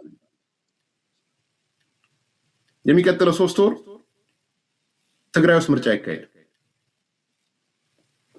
ፌደራል መንግስት ህግ፣ መመሪያ፣ አዋጅ ትግራይ ውስጥ ተግባራዊ አይሆንም። የወርቅ ንግድ፣ ቁፋሮ፣ ሂውማን ትራፊኪንግ ትግራይ ውስጥ የኢኮኖሚ መገለጫ ዋነኛ የኮንትሮባንድ መገለጫ ሆኗል። እዚ ከም ትሪእዎ ዘለኹም 99 ሓሶታት ናይ ብልጽግና እናበለ ዝዛረብ ዝነበረ ከስማዓኩም እየ። ናይ ኣብዪ ኣሕመድ እናበለ ዝዛረብ ዝነበረ ትማሊ ሕጂ ተመሊሱ ምስጢር ናይ ሻዕብያ ንኢትዮጵያውያን ንክእምን ኢሉ ይመፅኡ ዘሎ እንታይ ዝብል ዘሎ ኤርትራ ንትግራይ ኤርትራ ትገብራላ ናብ ኤርትራ ገፃ ትቕይራላ ትግራይ ናብ ኤርትራ ገፃ ትቕየራላ ኤርትራናይዜሽን ኦፍ ትግራይ ዝብል ቃል ንሱ ጥራይ ዘይኮነስ ሓያለ ሰባት ክጥቀምሉ ጀሚሮም ኣለዉ። what does that even mean? እንታይ ማለት እዩ እዚ እንድሕር ኢልካ ስኬር ፖለቲክስ ዝበሃል እዚ ንተጋሩ ኤርትራ ትበልዓኩም ኣላ ኤርትራ ትውሕጠኩም ኣላ ኤርትራ ትሕውሰኩም ኣላ ኤርትራ ትጎብጠኩም ኣላ ንምባል ዝጥቀመሉ ዘሎ ዘረባይ እንታይ ትምልክት ከኤርትራ ንትግራይ ተቐይራ ከም ዘላ ጅሱ ንተጋሩ ምስ ኤርትራ ተሓብሩ ኣለኹም ክብል ኢሉ ይኮነን ንኤርትራ በትናቱ ሰይጣናዊ ኣገላልፃ ብምግላፅ ኤርትራ ምርጫ ዘይካየደላ ኤርትራ ንቁጠባ ዝኸውን ኩነታት ዘይብላ ኤርትራ ኣብ ቴሌፎን ዘይብላ ኤርትራ ገለገለ ብኸመይ እዮም ዝገልፅዎ ዘሎ but realities ኤርትራ ሩለ ስርዓት ዘለዎ ዓዲ እወ ፖለቲካዊ ፀገም ኣሎ ማለት ከምቲ ኤርትራ ኣብቲ ፖለቲካ ትደልዮ ኮይና የላ እዚ ድማ እቲ መንግስቲ ተደጋጋሚ ትዛረበ ዘሎ እዩ ኣብ ርጉእ ኩነታት ተመሊሱ ነቲ ዝግበር ዘሎ መንግስታዊ መዋቅራት ኩሉ ኣብ ቦቱ ከትሕዞ ይደልዩ ክብገስ እውን ይደሊ ከም ዘሎ ንርኢ ኣለና ቁጠባ ናትና ኣብቲ ንደልዮ ቦታ ይበፅሕና ኣሎ ብድሆታት ስለ ዘለና እቲ ቁጠባ ናይ ኤርትራ ከምኡ ክኸውን ዝኸኣለ ከፊላዊ ገለገሊኡ ሕርያ ናይ መንግስቲ ክህሉ ክእል ምስቲ ወሪድዎ ዘሎ ፀገማት ኣብ ግምት ምእታው ማለት እዩ እቲ ኣብነት ፕራይቬት ሴክተር ዘይምህላው ኢልና ኩሉ ግዜ ቻለንጅ ክንገብር ኢና ንፍትን ግን እቲ ፕራይቬት ሴክተር ዘይምምራፅ ድማ ኣካል ናይቲ ወሪድዎ ዘሎ ፀገም እቲ ፀገም ንሱ ዘለዎ ነቲ ፕራይቬት ሴክተር ሙሉእ ብሙሉእ ግለ ትካላት ከም ድሌቶም ክተዓፃፅፉ ዕድል ዘህቦ ብቅዓት ዓቕሚ ስለ ዘይብሉ ወይ እውን እቲ መንግስቲ ንዑ ፈሲሊቴት ንዑ ከሳልጥ ዝኣክል ናይ ወፃኢ ሸርፍን ካልእን ስለ ዘይብሉ ኣውታት ዘለዎ ፀገም ካብኡ ተበጊሱ ነቲ ፕራይቬት ሴክተር ዝርከቡ ገንዘብ ኣዋሊድካ በቲ መንግስቲ ከተካይዶ ምፍታን ዝብል ምርጫ ወሲዱ ዘሎ ዝበዝሐ ሰብ ኣብ ከምዚ ዓይነት መደምደምታ ይድበፅሕ ምክንያቱ እቲ መንግስቲ ህዝቢ እቲ ሃገር ከይትረጋጋእ ይፀልእ ክንብል ኣይንኽእል ኢና ምክንያቱ እቶም መራሕቲ ኣብ ኤርትራ ዘለው ካልኣይ ገዛ ኣብ ስዑድያ የብለውን ወይ ሳልሳይ ገዛ ኣብ ሲንጋፖር የብለውን ወይ ኣብ ካልእ ስለዚ ኣብ ቫኬሽን ሆም ዝነብሩ ካልኦት መራሕቲ ናይ ሃገራት ከምኡ እዮም መብዛሕትኦም ኢትዮጵያ ኺድ ሶማልያ ኺድ ኩሎም ኣብ ካልእ ሃገር ገዛ ኣለዉ ስለዚ ኣብ ካልእ ቦታ ኣሚን ፃድቃን እኮ ኣሜሪካ ወይ ኤሮጳ ቀኒ ድመፅእ ነቲ ስርሑ ከሳልጥ ማለት እዩ ኦልዌይስ ሃቭ ፕላን ቢ ዜግነት ናይ ካልእ ኣለዎም ፕላን ቢ ኣለዎ ኣብ ኤርትራ ፕላን ቢ ዘለዎ መንግስቲ ይኮነ ዘሎ ስለዚ እታ ዘላ ተባያ ዘላ ስለዚ ኣብታ ዘለዎም ደቆም ኣብኡ ዝነብሩ ዘለዉ ሂወት ኣብኡ ዘሎ እንተኮይኑ ንደቆም ክጥዕሞም ንነብሶም እንተደይበሉ ንደቆም ክጥዕሞም ዘይደሊ ሰብ የለን ሰብ ኮይኑ ሰብ ይሰብ ብዝኾነ እዚኣቶም ከም ትሪእዎ ዘለኹም ኣብ ልዕሊ ኤርትራ ዝገበር ዘሎ ብሓፈሻ እንታይ ንምባል እዩ ኣብ መንጎ ኤርትራን ትግራይን ዘሎ ኩነታት ንምብታኽ ካብኡ ዝገደደ ድማ ኣጋጢሞም ስለ ዘሎ እዚኦም ሰባት እዚኣቶም ስለዘይሓልፈሎም መመሊሱ ነገር እናኸረሮም ክኸይድ እዩ ሂሩ ይጎ ካልካ ንቐፅል እንግዲህ ይሄ ጽምዶ የሚል እንቅስቃሴ በትግራይና በኤርትራ ኃይሎች መካከል ተጀምሯል ሲባል በዋነኛነት አገዛዙ ላይ ቁጣ ቀሰቀሰ 4 ኪሎ ላይ ቁጣ ቀሰቀሰ በኤርትራና በትግራይ መካከል ኦህዴድ ባለፈው ከተደረገው ጦርነት በኋላ ለዘላለም እየተጋደሉ ከመኖር የዘለለ በትግራይና በኤርትራ መካከል ጤናማ ግንኙነት ይፈጠራል የሚል ምንም አይነት የግምገማ ነጥብ አልነበረም ምክንያቱም ምን እንደተፈጸመ ያውቃሉ አብይ አህመድን በቅርቡ ፓርላማ ላይ ቀርቦ ያወራውም ይሄንን ነው በትግራይ የተፈጸመውን ወንጀል በሙሉ ጠቅልሎ ለኤርትራ በመስጠት በኤርትራና በትግራይ መካከል Thank you. I mean, እቲ ገይም ናይ አብይ አሕመድ ፀገም ናይ አብይ አሕመድ ኣብዚያ ፅቡቅ ጌርና ተረዳዲና ኣለና መስለኒ ኩልና ፀገም ናይ አብይ አሕመድ ኩሎም ሰባት ከምኡ እዮም ዝመስልዎ እንታይ ማለት ደረጃ ተሓሳስቡ ኣዝዩ ትሑት ስለ ዝኾነ ብልሕናቱ ርድኢት ናቱ ስትራቴጂካዊ ጠማምታ ናቱ ኣዝዩ ድሩት ስለ ዝኾነ ኩሎም ሰባት ከምኡ እዮም ዝመስልዎ and this is a blessing እዚ ንኤርትራ ህያብ እዩ ምክንያቱ ኩሉ ስትራቴጂ ናቱ ብደረጃ ተሓሳስባ ናይ ኣእምሩ ስለ ዝኸይድ ዘሎ ካብኡ ንላዕለ መኻሪ ድማ ይደልኒ ስለምንታይ ነቲ ስልጣን ከይምንጥልዎ ስለ ዝፈርድ ጁላ ኩሎም ኣብ የማኑ ፀጋሙ ዘሎ ትሕቲ እዮም ልዕልዩ ክሓስቡ ዝኽእሉ ይኮኑ ልዕልዩ ዝሓስቡ የፍርህዎ እዮም ስለምንታይ ነታ ስልጣን እውን ክምንጥሉ ንኽእሉ እዮም እዩ ስለ ዝብል ስለዚ እንታይ ዝብል ዘሎ ኣብይ ኣሕመድ ብናቱ ኣተሓሳስባ ኣብ ኩናት ናይ ትግራይ ብተፈፀመ ንኩሎም ቤላ ገይረ ናይ ዘበናት ፅልኢ ከም ዝፈጥሩ ገይረ እዮም ፋኖ ኣምሓራ ማለት እዩ ኣብ ትግራይ ገበናት ፈፂሙ እዩ ኤርትራ ኣብ ትግራይ መፅያ ገበናት ፈፂሙ ብናቱ እዩ እሱ ዝፍፅም ነይሩ ግን ንዓታቶም ደም ፀይቀዮም እየ ዝብል ዘሎ ምክንያቱ ንሱ ከም ዝነበረ ሕጂ ፕሩፍ ዝገብረልና ዘሎ ንኣምሓሩ እንታይ ይገብሮም ኣሎ ንተጋሩ እንታይ ይገብሮም ኣሎ ሕጂ ድማ እንታይ ይገብሮም ይኸይድ ኣሎ ንኦሮሞ እንታይ ይገብሮም ኣሎ ካብ ደም ዘይፀግብ መራሒ ንሱ ምዃኑ ፕሩፍ ገይሩ እዩ ጭብጢ ድማ ብዘረባ ደይኮነ ብተግባር ይኸትር እዩ ኣብ ትግራይ ዘጋጠመ ኩነታት ብውዕል ፕሪቶሪያ ተወዲ ፈርቲ ፊኒቶ ኤርትራ ወፂኣ ካብ ጉዳይ ተወዲ ኤርትራ ናብ ፅምዶ ሰጊራ ፅልእ ናይ ብሓቂ ነይርዎ እንተዝኾና ወይ ምኸደት መን እዩ ፅልእ ዘለዎ ምስ ተጋሩ መን እዩ ኣብ ልዕሊ ተጋሩ ገበናት ዝፍፅም ዘሎ ባይ ደ ወይ ዝበፅሐ ሰብ ዝሞተ ብኩናት ጥራይ ኣይኮኑ እንታይ ዳ መድሃኒት እንተዘይብሉ መግቢ እንድሕር ዓፂኻዮ ኤሌክትሪክ ተዓፂኻዮ ኩሉ ዓይነት ናይ ደቂ ሰባት ቀረባት ተዓፂኻዮ ሰብ ብጥሜት እውን መውት እዩ ሲምፕል ኣስ ዳት ብጥሜትን ብድርቅን ዝሞተ ሰብ ብዙሕ እዩ ስለዚ ተሓታትናቱ ድማ ሙሉ ብምሉእ ኣብይ ኣሕመድ እዩ ነዚያ ዘረባ ሂማን ክራይም ኣጌንስት ሂማኒቲ ዎር ክራይምስ ነዚታት ዘይጠቕስዎ ንኣብይ ኣሕመድ ጥራይ ዝምልከት ገበና ስለ ዝኾነ ክሽፍንሉ ስለ ዝደልዩ ነዛ ሃብታሙ ዝብላ ዘሎ ግን ሓንቲ ተወሲኻታ ኣላ I think ኣብይ ኣሕመድ ዝዕብዶ ዘለውን እዚ ወዲ እዚ ሓደ ካብቲ ዝበሃል ዘሎ unconfirmed reports that a high-level multilateral agreement was signed by the TPLF, FANO, OLA, Eritrea, and General Al-Burhan's regime in Sudan. Several meetings apparently held, all united against PM Abiy Ahmed, possible offensive. Oh boy. مسكين أبي حلفلوني كبهالسي. ስለዚ ኣብ ወላ እኳ ዘይተረጋገፀ ይብላል ኦፍ ኮርስ ከተረጋገፀ ይትኽእል ኢኻ እዚ ቨሪ ቨሪ ሴንሲቲቭ ነገር እዩ ኣብ መንጎ ኦላ ናይ ኦሮሞ ሊበሬሽን ኣርሚ ንጀዋር መሓመድ ብብዝሒ ብዛዕባ እዚ ክሓትዎ እዮም ክንሪአና ፅኒሕና ከምኡ ድማ ቲፒኤልኤፍ መራሕቲ ናይ ህወሓት መራሕቲ ናይ ፋኖ ኤርትራ ጀነራል አልቡርሃን ብምሉኦም ተኣኪቦም ተዘራሪቦም ተሰማሚዖም ሓደ ፀላኢ ዘለና ኣብ ቀርኒ ኣፍሪቃ ንሱ ድማ ኣብይ ኣሕመድን ብድሕሪኡ ዘላ ኢማራትን ብልፅግናን ምዃኑ ተረዳድዮም ስለዚ ኩላትና ሓደ ፀላኢ ኣለና ናብ ሓደ ቦታ ንተኩስ ኮይኑ ኣሎ that's why ኣብ መንጎ ሸነን ፋኖን ውግእ ዘይትሰምዕ ኣብ መንጎ ህወሓትን ፋኖን ውግእ ዘየለ ኣብ መንጎ ኩስቶን ዘየለ everyone is targeting ብልፅግና ኣቢ ስለዚ ኣቢ እታ ኩነታት ናት እዚኣ ንኢትዮጵያ እዚ ነገራት እዚ ዩኒት እዚ ሕጂ ንሪኦ ዘለና ዝበሃል ዘሎ ከይተፈፀመ ከሎ ነዚ ዝብል ዘለካ ፀረ ኤርትራ እዩ ማርቲን ፕላውት እዩ ኣሚን ንጎምሸት ብዛዕባ ኤርትራ ኩሉ ግዜ ኔጋቲቭ ዝፅሕፍ እዩ ንኤርትራ ክሐጉስ ኢሉ ገለ ኣይኮነን ስለዚ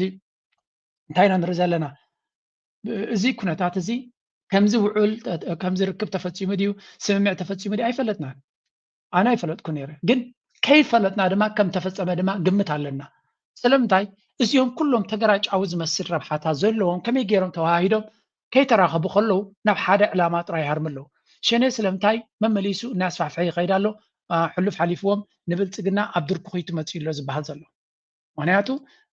ኣብዚ ሓንቲ ሪፖርት ክበኩም ሪፖርት ብሪፖርት ካብ ስቑልና ኣፍና ዝሃበና ክንዛረብ ንፍትን እንተተኻይሉ ጭብጢ ዘለዎ ነገራት ክነምፅእ እንተወሓደሲ ካብ ሓደ መበገሲ ዝመፅእ ዘረባ ከነምፅ ኢና ንመርፅ ኣብዚ ቢካዝ ብዙሕ ሓሶት ወይ ውፁእ ሓሶት ስለ ንርኢ ዘለና ገለ ካብ ዝበሃል ዘሎ ርኢና ንሓቅነቱ ንስኻትኩም ክትከታተልዎ ትኽእሉ ብነፍስኹም እውን ኣብዚ ሓደ ሪፖርት ከም ዝብሎ ዘሎ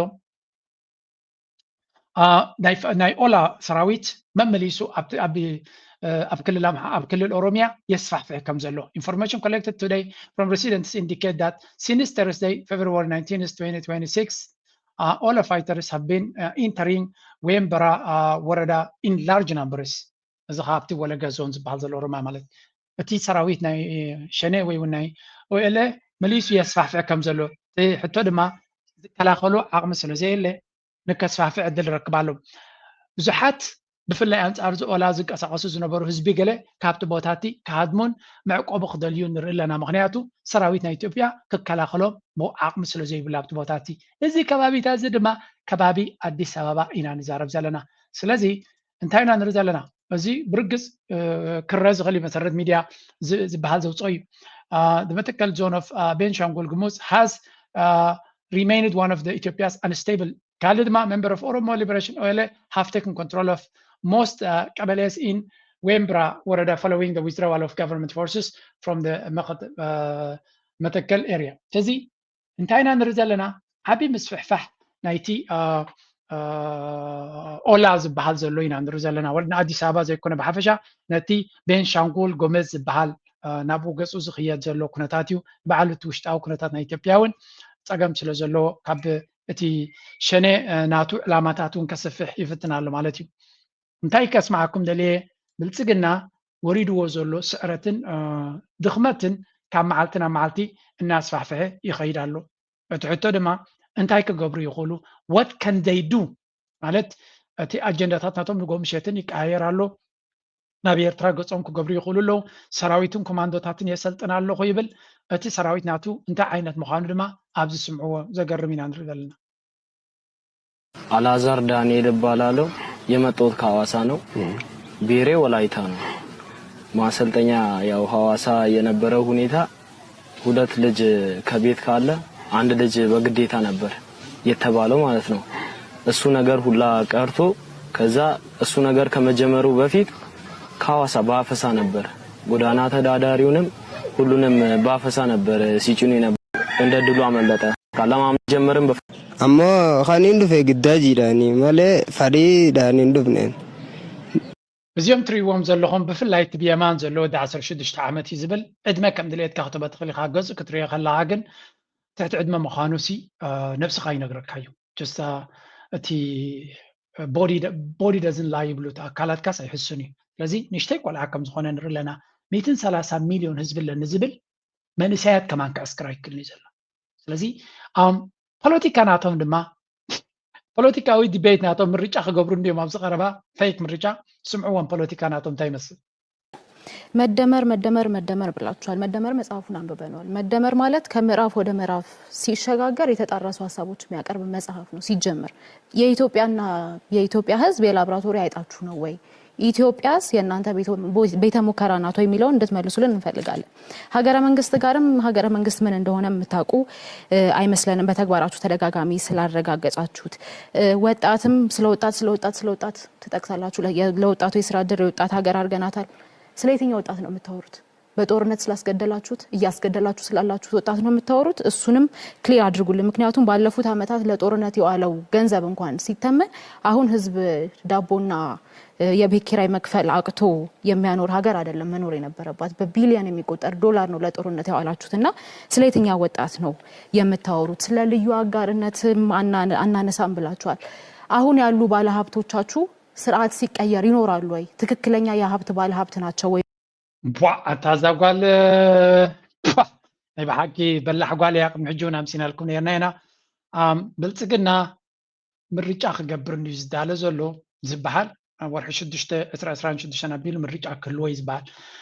ንከምስል ድማ ናይ ፓርቲታት ዲቤት ክገብር ፈቲኑ እቲ እቶም ክልተ ትሪእዎም ዘለኹም እዚኦም ኣብዚ ዘለው ማለት እዩ እዞም ዝሕተቱ ዘለው እቶም ናይ ኣቢ እዞም ክልተ ጫፍ ዘለው ናይ ብልፅግና ወከልቲ እዮም ስለዚ ካብ ካልእ ፓርቲታት ዝመፅእ ሕቶ እያ ተሓቶም ዘላ ዳርጋ ደጊፋ እያ ተስምዖም ዘላ ንስኻትኩም ፈፂምኩም ኣብ ናይ በይንኩም ዓለም ኢኹም ዘለኹም ንኢትዮጵያ ናይ ላቦራቶሪ ኢኹም ጌርኩም ኣይላቶ ላቦራቶሪ ናትኩም ዝኾነ ሓሳባትኩምን መሸቀጥን ትገብሩላ ላቦራቶሪ ኢትዮጵያ ኣብዚ እዋን እዚ ስለዚ ብዛዕባ ሃገር ኣፍልጦ ይብልኩም መደመር ናበልኩም 10 ግዜ ትዛረቡ ግን ኩነታት ናቱ ግን ወላ ሓንቲ ዝረአ የብሉን ካልእ እንታይ እዮም ዝብሉ ዘለው ብዛዕባ መንእሰያት ካ ትዛረቡ እቲ ሃገር ናይ መንእሰያት ኢና ጌርናያ ንመንእሰያት ዝምችእ ትብሉ ኣለኹም ኣይ ናይ መንእሰዮም ትዛረቡ ዘለኹም እቲ መንእሰይ ኣብ ፈቐዱ ውግእ ናትኩም ትህልቕዎ ዘለኹም መንእሰይ ድዩ ወይስ ካብቲ ሃገር ክጠፍእ ኣብ ፈቐዱ የመን ተጓሒፉ ዘሎ ማለት ካብ የመን ዝወፅእ ቪድዮታት ረይቦ ኢትዮጵያውያን መዓት ኣብ ጎደናታት እናረኸቡ ኢንተርቪው ይገብርዎም ገሊኦም ማይ የስትይዎም ገሊኦም የሰራጥይዎም ገለ በብዝሒ ዝኣቱ ዘሎ ቡ ገይሩ ምስቲ ኩሉ ሓደጋታት ማለት እዩ ገሊኡ ብሶማል ገይሩ ገሊኡ ብጅቡቲ ገይሩ ገለ ዝኸይድ ዘሎ ማለት እዩ ስለዚ ናይ መንእሰይኹም ትዛረቡ ዘለኹም ንኩናትን ወረብ ኩናትን ክንደይ ገንዘብ ኣጥፊኹም ኣለኹም ካብ ስልጣን ካብ ትመፁ ካልኣይ ድማ ሃብታማት ተፈጢሮም ኣብዚ ዓዲ ቁጠባ ትብሉ ኣለኹም ጥዑያት ሃብታማት ኣለውኹም ድዮም እዚ ስርዓት ብልፅግና ምስ ወረደ ከም ሃብታማት ክቕፅሉ ዝኽእሉ ብትክክል ሰሪሖም ዝሃብቶሙ ኣለውኹም ድዮም ኣብይ ኣሕመድ ባዕሉ መሊስዎ ነይሩ ነዚ ኣብ ኢትዮጵያ ሃብታም ዝበሃል ንመንግስቲ ናይ መንግስቲ ቤት ፅሕፈታት ተቆፃፂሩ ብሕቡእ መንገዲ እናሰርሐ ዝኸይድ እምበር ብትክክል ሰሪሑ ዝህትም የለን ኣብዚ ሃገር እዚ ክብል መሊስዎ ነይሩ ስለዚ ቤላ ገይራ እያ ከምኡ ድማ ብድጎማን ብገለን ካብ IMF ወርልድ ባንክ እናተደጎመሉ ካብ ካልእ እናተለመነ ዝኽየድ ዘሎ ቁጠባ ሒዝኩም ንመን ኢኹም ክትፍክሩ ትፍትኑ ዘለኹም ሰብ መነባብሩ ክሳብ በፍንጫ ዝወፅእ ኮይኑዎ ዘሎ ቁሩብ ከይተሓፍሩ እንዲኹም እቲ ሰብ እንስሳ ዲ ኮይኑ ዝስማዓኩም ዘሎ ኣይርእን ኣይሰምዕን ዲ ኮይኑ ዝስማዓኩም ዘሎ ናበለት ቤላ ገይራ እያ ተስምዖም well I mean these people are really crazy but again the debate is very interesting ሁኔታ በየትኛው መስክ ነው ኢትዮጵያን ከእዳ ወደ ምንዳ ያሸጋገራችኋት? ምክንያቱም ፎር ሹር ብር ዲቫሉዌት ሲደረግ ተሓደ ድሕተ ደለት ሓንቲ ጓል ኣይፈልጣን ትዝሕተ ዘሎ ወዲ ግን ናይ ሴንትራል ባንክ ዝበሃል ናይ ኢትዮጵያ ሓላፊ ዘሎ እዩ ናይ ማእከላዊ ባንክ ናሽናል ባንክ ናይ ኢትዮጵያ ሓላፊ ገይርዎ ዘሎ እዩ ስለዚ again ብልፅግና ንከምስል ዝገብሮ ዘሎ ዲቤት ኣብ ቅድሚ ሰብ መዋረዲ ኮይንዎ ከም ዘሎ ንርኢ ኣለና ዛዕባ ዲፕሎማሲ ናቶም ካን ዛረብስከ ለምንድን ነው በዚህ ጉዳይ ላይ በተደጋጋሚ አንተም ትኩረት አድርገህ ነው የምታወራው? ሌላውም ደግሞ በዛው ልክ ነው የሚያስታውሰውና አሁን ከኩስመና ወደ ተሻለ ቁመና ብለውታል። እንደው ግጥም ነው የሚመስለው እንደውም እና ዜማም ሳይጨመርበት አይቀርም። ስለዚህ ለዚህ ደግሞ ማሳያ ያመጣሉ። የዓለም መሪዎች ሁሉ እኮ ወደ ኢትዮጵያ ደጅ እያደገደጉ ነው። ኢትዮጵያ የዲፕሎማሲ የስበት ማዕከል ሆናለች። ይሄው ባለፉት 2 ወራት ብቻ በርካታ መሪዎች መጥተዋል። እንደ ማሳያም የሲንጋፖር መጥቷል፣ የህንዱም መጥቷል። ሰሞኑን ደግሞ ከትላንትና ወዲያ የቱርክ ፕሬዝዳንት መጥቷል። አሁን ደግሞ የእስራኤልም ይመጣል ተብሏል። ዲፕሎማሲ እዛ ሃገር እዚያ ላዕሊ ትኸይድ ከም ዘላ ዝንገር ዘሎ ብዙሓት መራሕቲ ንኢትዮጵያ እዮም ዝመፁ ዘሎ። ስለዚ ከመይ ጌርኩም ኢኹም እዛ ሃገር ተዳኺማ ኣላ? ከመይ ጌራ ተነፂላ ኣላ? ወላ ሓንቲ ኣማራፂ ከም ዘይብላ ጌርኩም ክትዛረቡ ትፍትኑ። ናይ ሲንጋፖር ይመፅእ፣ ናይ ህንዲ ይመፅእ፣ ናይ ቱርክ ይመፅእ፣ ናይ ስዑድያ ይመፅእ። መዓት ዋሕዚ ናይ ዲፕሎማስኛታት እንዲ ዘለዋ ኢትዮጵያ እንታይ ዝረኣየኩም ዘሎ ይብሎ ኣሎ። መቸም ንጀዋር ኣይክልዎን እንዲዮም ማነ ከም ፖለቲከኛታት ይሪኦ ኣለኹ። ጀዋር ብዙሕ ኣጀንዳታት ክህልዎ ይኽእል ግን ብዘረባ ብቁዕ ፖለቲከኛ እዩ። እጅ ገለገለ ሰብ ኣሎ መርገፂ የብሉን ፖለቲከኛ ከም እዩ። ኣሚን ናይ ዓለምና ዝዓበየት ሃገር እኮ ዶናልድ ትራምፕ እዩ መራሓ ዘሎ። ዶናልድ ትራምፕ መርገፂ ናይ ዶናልድ ትራምፕ ኣብ ዝኾነ ይኹን ነጥቢ ትማልን ሎምን ሓደ ኣይኮነን። ስለዚ ኣብ ፖለቲካ ምቅያራት ገለ መለ ከም ንቡር እዩ። እዚ ፖለቲከኛ ከም እዩ ሸፈት እዩ ሓቂ ንምዝራ ፖለቲካ ንፅድቂ ኢልካ ትኸዶ ሞያ እውን ኣይኮነን። ከም ንሪኦ ዘለና እንታይ እዩ ናይ ዲፕሎማሲ ዝብሎ መልሲ ዝህቦ ስሙ እነ ኩስመና የታሉ እየተባለ ነው እና ኩስመና ነው የተሻለ ቁመና ነው ምንድን ነው? ወል የተለያዩ ዲፕሎማቶች ይመጣሉ። ለኢትዮጵያ መንግስት ብቻ ሳይሆን ዋና ከተማችን የአፍሪካ ህብረት መቀመጫ ስለሆነች ይመጣሉ። የእነሱ መምጣት ብቻ ግን ኢቭን ለአፍሪካ ህብረት እንኳን ባይመጡ ወደኛ ሀገር ቢመጡ ራሱ ብቻውን የዲፕሎማሲ ስኬት ማሳያ ሳይሆን ምን ይዘው መጡ? ምን የንግድ ትብብር ነው ይዘው የመጡት?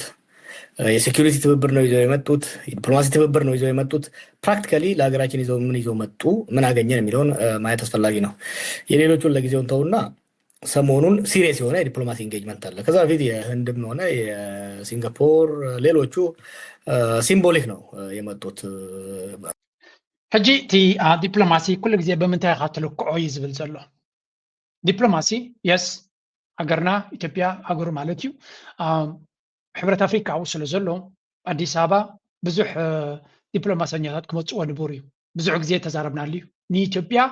ይሕውስዋ እዮም። ቀንዲ ዕላማኦም ግን ናብ ሕብረት ኣፍሪካ ክመፁ እዮም። ኣፍሪካ ኣገዳስነት ናታ ብዙሕ ህዝቢ ኣለዋ፣ ፀጋታት ኣለዋ። ስለዚ ኩሉ ሃገር ይደልያ እዩ። እዚ ናብ ኣዲስ ኣበባ መፅኦም ምስ ሕብረት ኣፍሪካ ክዛረቡ ተኮይኖም ንዓቢ ድማ ይሕውስዎ። ሕጂ ክንደይ መራሕቲ ይመፁ ዘይኮኑስ ኢትዮጵያ እንታይ ትረክባላ? እንታይ ውፅኢት ትረክባላ? ብሴኪሪቲ ድዩ? ብፀጥታዊ ኩነታት ድዩ? ብቁጠባዊ ኩነታት ድዩ? ብፖለቲካዊ ኩነታት ድዩ? ብዲፕሎማሲያዊ ኩነታት ድዩ? እንታይ ለውጢ ትረክባላ? ካብቲ ኩሉ ዝመፅእ ዘሎ ኣብ ኢትዮጵያ እንታይ ይቕየራሉ ንዝብል ኢና ክምልስ ዘለና። እቲ ካልእ ድሓን ናይ ሲንጋፖር ዶ ናይ ህንዲ ዶ ናይ ገለ ስጉደፍ ድሓን ሽማዊ ክትብሎ ትኽእል፣ ንነዊሕ ክትብሎ ትኽእል። ኣብዚ ሕጂ ፅዑቕ ዲፕሎማሲ ናይ ቱርክ ይበሎ፣ ናይ ኢማራት በሎ፣ ናይ ስዑድያ ዝመፅዎ ዘሎ ግን ኣብኡ ኣተኪሩ ዝበሎ ስሙ ትልቅ ትርጉም ያለው አይደለም። ትልቅ ትርጉም ያለው ግን ባለፉት ሳምንታት የሆነው አሁንም በሚቀጥለው ሳምንታት 3 ዋና ዋና ሀገሮች ሀገራችንን ጎብኝተዋል። የሳውዲ አረቢያ የውጭ ጉዳይ ሚኒስትር መጥቶ ነበረ። የቱርክ ፕሬዝዳንት መጥቶ ነበረ። አሁን ደግሞ የእስራኤል ፕሬዝዳንት እየመጣ ነው ያለው። ይሄ ወሳኝ ዲፕሎማሲያዊ ኩነቶች፣ ወሳኝ ዲፕሎማሲያዊ ትርጉም ያለው ጉብኝት ነው። ይሄ ግን ብልጽግናዎች እንደሚሉት ጠቃሚ ሀገርን የሚጠቅም አይደለም። የሀገራችን ከፍታ የዲፕሎማሲ ከፍታ የሚያሳይ ሳይሆን ሀገራችን የገባችበትን ቅራቅር የሚያሳይ ነው። እነዚህ 3 ሀገራት በአሁኑ ወቅት በአካባቢያችን ላይ ከፍተኛ ፉክክር እያካሄዱ ያሉ ናቸው። በነገራችን ላይ የኤሚሬቱ ምክትል ውጭ ጉዳይ ሚኒስትርም ሻቡት እዛ ነበረ። እነዚህ 4 ሀገራት መምጣታቸው ስታይ በአንድ ሳምንት ጊዜ ውስጥ 2 ሳምንት ጊዜ ውስጥ እነዚህ 4 ሀገራት መምጣታቸው ስታይ ከብልጽግና ወገን ከሆንክ እንታይ ዝብል ዘሎ አንዋሕ ቢላ ስሚዓኩም። ምክንያቱ እቲ ኮንቴክስት ብምሉእ ክርዳእና ስለ ዘለኹ እየ። ኣብዚ ቀረባ እቲ ካልእ ናይ ካልኦት ምምፃእን ገለመለን ግደፍዎ እሞ ኣብዚ ቀረባ ናይ سعود عرب فورين مينستر مسعوديا صعوق دبلوماسي يقبرالو ናይ ኢትዮጵያ ንስዑድያ ከይዱ ነይሩ ድሕሪ ድማ ናይ ስዑድያ ፎሬን ሚኒስተር አዲስ አበባ መፅኡ ነይሩ ናይ ቱርክ መራሒ መፅኡ ነይሩ ኣብዚ ቀረባ ናይ እስራኤል ክመፅኡ ኣቀዲሙ ቅድሚኦም ድማ ናይ ኢማራት ምክትል ፎሬን ሚኒስተር መፅኡ ነይሩ ናይዘን 4 ሃገራት ኣብ ኢትዮጵያ ዝመፅዎ ዘለዉ እቲ ናይ ብልፅግና ካድረ ንፕሮፓጋንዳ ዝጥቀመሉ ዘረባ ንሱ ገዲፍኩም እንታይ ትርጉም እንድሕሪልካ ኢትዮጵያ ኣብ ከመይ ዝበለ ናይዞም ሚድል ፓወርስ ዝበሃሉ ማዕከሎት ሓይልታት ረፅሚ ኣብ ኢትዮጵያ ይካየድ ከም ዘሎ አብይ አሕመድ ንኢትዮጵያ ሙሉ ብሙሉ ኣብ ውግ ናይዞም ማዕከላዊ ምብራቅ ዝግበር ዘሎ ኣብ ኢትዮጵያ ኣምፂዎ ከም ዘሎ እዩ ዝነገር ዘሎ እዚ ድማ እንታይ እዩ ግብፂ እውን ብካልእ ናብ ኢትዮጵያ ክትመፅእ ስለ ዘይትኽእል ብጎቦ ጎቦ ትኸዶ ዘላ ኩሉ ምንቅስቃሳት ተሪኢኻዮ ብዙሕ ግዜ ኣብዚ ከባቢ ንዛረበ ዘለና ኢና አብይ አሕመድ ነቲ ሃገር ኣብ ደልሃመት እዩ ዝወስዳ ዘሎ እምበር እዚ ዲፕሎማሲ እዚ ንኣቢ ከም ፀብለልትነትን ከም ዓወትን ክቁፀር ዝኽእል ኣይኮነን እዚያ ዘረባናቱ ከይተወደአት ከላ ንሱ ክዛረብ ከሎ ወይ እውን ዘረባናቱ ምናልባት ኣብ ግምት ከየተዋ ዝበላ ክኸውን ይኽእል እያ ወይ እውን ከይረኣዮ ክኸውን ይኽእል እዩ ሕጂ እውን እንተኾነ ሓደ ካልእ ተወሳኺ ዲፕሎማሲ ተኻይዱ ኣሎ ንሱ ድማ ከም ትሪእዎ ዘለኹም እቲ ናብ ኤርትራ ከይዱ ዝነበረ ምክትል ሚኒስትሪ ጉዳያት ወፃኢ ናይ ስዑድያ ናብ ኤርትራ ምስ ፕሬዚደንት ኢሳያስ ተራኺቡ ዝነበረ ናብ ኢትዮጵያ ከይዱ ምስ ሚኒስትሪ ጉዳያት ወፃኢ ናይ ኢትዮጵያ ከምኡውን ምስ ኣቦ ወንበር ናይ ሕብረት ኣፍሪካ ከም ዝተራኸበ ይነገር ኣሎ ኣብዚ ተሓቢሩ ኣሎ ብብዙሕ መንገዲ እውን ሪኢኹሞ ትኾኑ ኢኹም እዚ ድማ ዓብ ትርጉም ዘለዎ እዩ ኣልከተሓሓዘልኩም ስለ ዝኾንከ ብዙሕ ትርጉም ዘለዎ እዩ ንመለስ ኣብ ጀዋር ኣብ ብዙሕ ነገር ከነተሓሓዞ ስለ ዝኾንና ሀገራችንን ላይ በቃ ሀገራችንን ወደ ራሳቸው ለመሳብ እየተፎካከሩብን ነው ትልቅ እድል ነው ብለን ልትወስደው ትችላለህ ግን ማየት ያለብህ አንደኛ ምንድነው እየጠየቁን ያሉት ሁለተኛ ምንድነው መስጠት የምንችለው ምንድነው መስጠት የማንችለው እነዚህ አራት ሀገራት በአሁኑ ወቅት በአፍሪካ ቀንድ ላይ ከፍተኛ ፉክክር ከፍተኛ ውድድር ውስጥ የገቡ ጉልበተኛ ወጠምሻ ሀገሮች ናቸው ሀገራችን ደግሞ በማያገባት ጉዳይ ገብታ መሀከላቸው ትገኛለች ስለዚህ ዳርጋ ኣብዚ ዋን እዚ እቲ ግንባር ናይ ቱርክ ስዑድያ ግብፂ በቲ ሓደ እስራኤል ምስ ኢማራት ድማ ካልኦት ክትውስኹሎም ትኽእሉ እዮም ሩስን ዝኾነ ረፅሚ ኣብ ዘካይድሉ ዘለው ኢትዮጵያ ኣብ መንጎ ናይዚ ረፅሚ ኮፍ ኢላ ኣላ ኢትዮጵያ ድማ ምስ ኩሎም ዝምድና ከም ዘለዋ ገይራ ኣክት ትገብር ዘላ ግን ናይዚኦም ሓያላት ወገናት ሓደ ፀቅዒ ሒዛ ኣንፃርቲ ሓደ ክትከውን ዘይምኻላ ንበዓላ ነታ ኢትዮጵያ እቶም ሓይልታት ሙሉ ብሙሉእ እቲ መንግስቲ ምስኦም ክኸውን ተዘይክኢሉ ንተቃወምቲ ናቱ ክዕጥቕን ክሕግዝን ከም ዝኽእል አብይ አሕመድ ድማ ቨሪ ዴሊኬት ዝኾነ ከቢድ ዝኾነ ፀቢብ መንገዲ ዝኸይድ ዘሎ ንእሽተይ ጌጋ ድማ ዓብ ዋጋ ከኽፍሎ ከም ዝኽእል እዩ ዝነግር ዘሎ ናው እቲ ናይ እስራኤል ኣብ ቀረን አፍሪካ ትገብሮ ዘላ ብፍላይ ኣብ ሶማሊላንድ ደንቀነ ናይ እስራኤል ፀቕጣብ ኣቢ ሓደ ገዳሲ ምዕራፍ ክፈጥር ክእል እዩ ዝበሃል ዘሎ some kind of a handout instead looking This big question is what is driving Somaliland's government to offer mineral and military access to the United States now? And how serious is the region about seeking international recognition? Well, thank you very much. I think very serious, right? And obviously, with the sort of rapprochement and the ultimate, recognition of the state of Israel, Somalia actually shows, really how serious it is, despite, some certain opposition that is coming from states like Qatar, Turkey, and of course, Somalia. Now, as far as, the offers that Somaliland is making, I mean, this is also a major differentiator than, what is... እንታይና ንሰምዕ ዘለና እዚ ናይ ሶማሊላንድ ንሶማሊላንድ ብዛዕባ ሶማሊላንድ እዮም ዝዛረቡ ዘለው ናይ እስራኤል ሚድያ ከምኡ ድማ ናይ እስራኤል ፕሮፓጋንዳ መሽን ነዚ ሶማሊላንድ ብኣሜሪካ ተቐባልነት ንክረክብ ብኣሜሪካ ኣፍልጦ ንክትረክብ ዓብ ፀቕጢ እዮም ዝገብሩ ዘለው እዚ ከዓ ማዕድናትና ውሰድዎ ኣብ ደገ ባሕርና ውሰድዎ ድሌትኩም ግበሩ በጥራይ ንዓና ድሕሪ እስራኤል ተኸቲልኩም ኣፍልጦ ሃቡና ስለዚ ሚነራልስናትና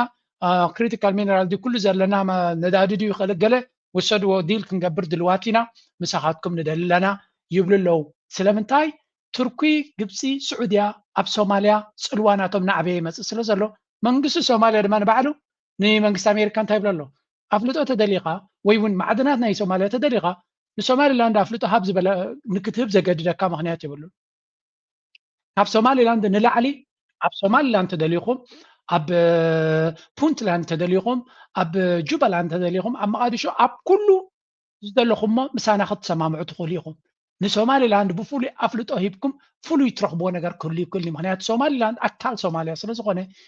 anything እቲ ኣብ ሶማሊላንድ ክትረኽብዎ ትኽእሉ ምስ ፌደራል መንግስቲ ተዘራሪብኩም ክትረኽብዎ ትኽእሉ ኢኹም ብምባል ነዚ ሶማሊላንድ ዓብ ሽግር ፈጢሩሉ ኣሎ ይግዳስ እስራኤል እንድሕር ኮይኑ እቲ ምስኦም ዘሎ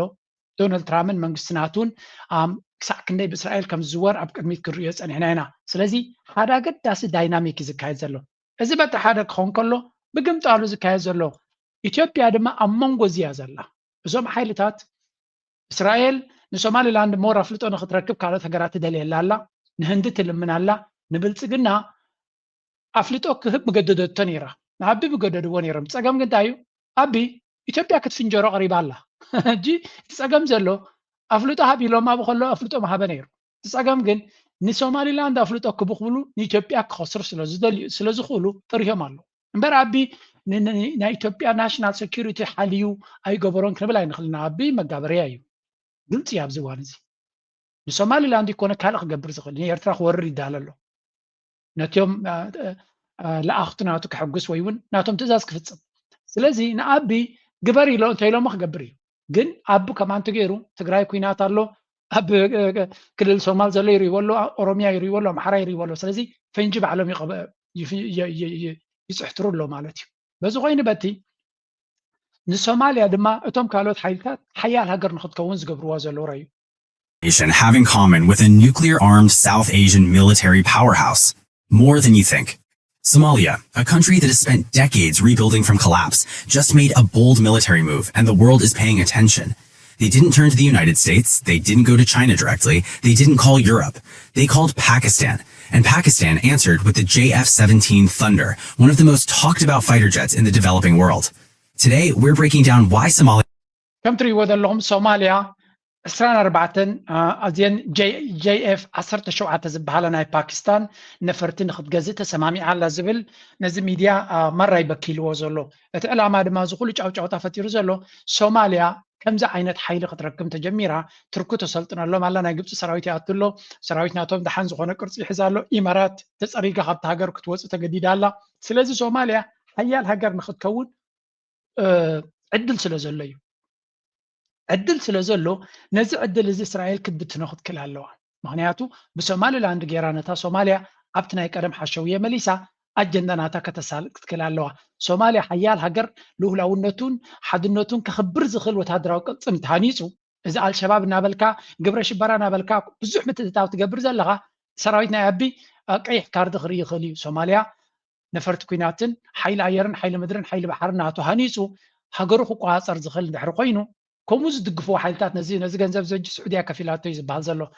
مالت أبتي ديفنس ديلز قبروا السعودية أخذ كفلهم تخلي زنقر زلو لذي نسوماليا عيال هجر ناخد كون زقبر زلهم بتدم مع إسرائيل نت سوماليا فحنا مبال تاخذوا زلا من قدن كجراج ونر لنا بلتقنا لما أمون جوزا أرس زون علو بتخالي أرس دما نبتنا يرترخي تملسنا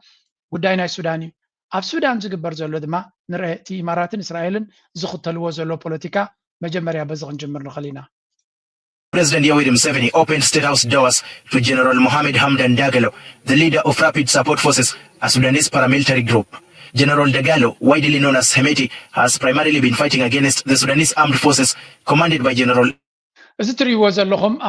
ناي دغالو زي حميت ناي دعم سريع مرحنا تومنديو ابي اتلا بوغاندا فلو يقبابلا بغي منصف تقبلهم مالو مالتيو እዚ ድማ እንታይ ማለት እዩ ኡጋንዳ ንሽተይ ድራማ ክትገብር ፈቲና ኣላ እሱ ድማ ዩዌሪ ሙሰቪኒ ነዚ ደጋሎ ንሕሜቲ ክቕበሎ ከሎ ወዱ ሓለቓ ሳፍ ናይቲ ሰራዊት ድማ ደጋሎ ናይ ጀኖሳይድ ዝፈፀመ እዩ ኣብ ኣፍሪካ ድማ አንጻሩ ክትቃለስ ኣለዋ እናበላ ኣብ ሶሻል ሚድያ ይዛረብ ኣሎ ስለዚ ኣቦ ነቲ መራሒ ይቕበል ወዱ ድማ ሓለቓ ሳፍ እዚ ገበን ይብል ኣሎ እዚ ካ ፀወታ እዩ ኡጋንዳ ብክልቲኡ ክፃወት ስለ ዝፈተነት እዩ መራሒ ይቕበሎ ወዲ ድማ አንጻሩ ይሰምዕ ክልቲኦም ኣብ ሓንቲ ገዛ ዝበልዑን ሰትዩን ስለ ዝኾኑ ድማ ነዚ ድራማ ዝክገብርዎ ይኽእሉ እዮም ብሓፈሻ ከም ትሪእዎ ዘለኹም ኣብ ኣፍሪካ ክልተ ዓይነት ሃገራት ይረኣዩ ኣለዉ እቶም ኣቢ ኡጋንዳ ሕጂ ደቡብ ሱዳን ብፍላይ ኢማራት ዝውሮም ዘላ ወይ ምስ ኢማራት ጥብቂ ዝኾነ ርክብ ዘለዎም ነዚ ዳዕመ ሰሪዕ ወይ ነዚ ሕሜቲ ክሕግዝዎ ይረኣዩ ኣለዉ እቶም ሃገራት ምስ መንግስቲ ሱዳን ቅርበት ዘለዎም ድማ ኤርትራ ሓዊስካ ግብፂ ከምኡ ድማ ስዑድያ ኣካሎት ሃገራት ድማ መንግስቲ ሱዳን ክሕግዙ ንሰራዊት ሱዳን ክሕግዙ ንርኢ ኣለና ድሩይ ዝኾነ ኩነታት እዩ ናው ኣብ ናይ ሱዳን ጉዳይ ክናቱ ከለና እዚ ጥራይ ኣይኮነን ዘሎ ለንቀነ ሓንቲ ቪድዮ ወፂኣ ነይራ ካብ ኸርቱም እዚ ትሪእዎ ዘለኹም ኣብ ግዜ ረመዳን ጀነራል አልቡርሃን እዩ ትሪእዎ ዘለኹም ምስ ህዝቡ ፈጠረት ይበልዕ ኣሎ this is a very good picture actually ክትሪኦ ከለኻ ብዙሕ ግዜ ምስቲ ህዝቢ ኣብ ጎደናታት ይረአዩ ስለዚ ሞር ምስቲ ህዝቢ ተቃልሲ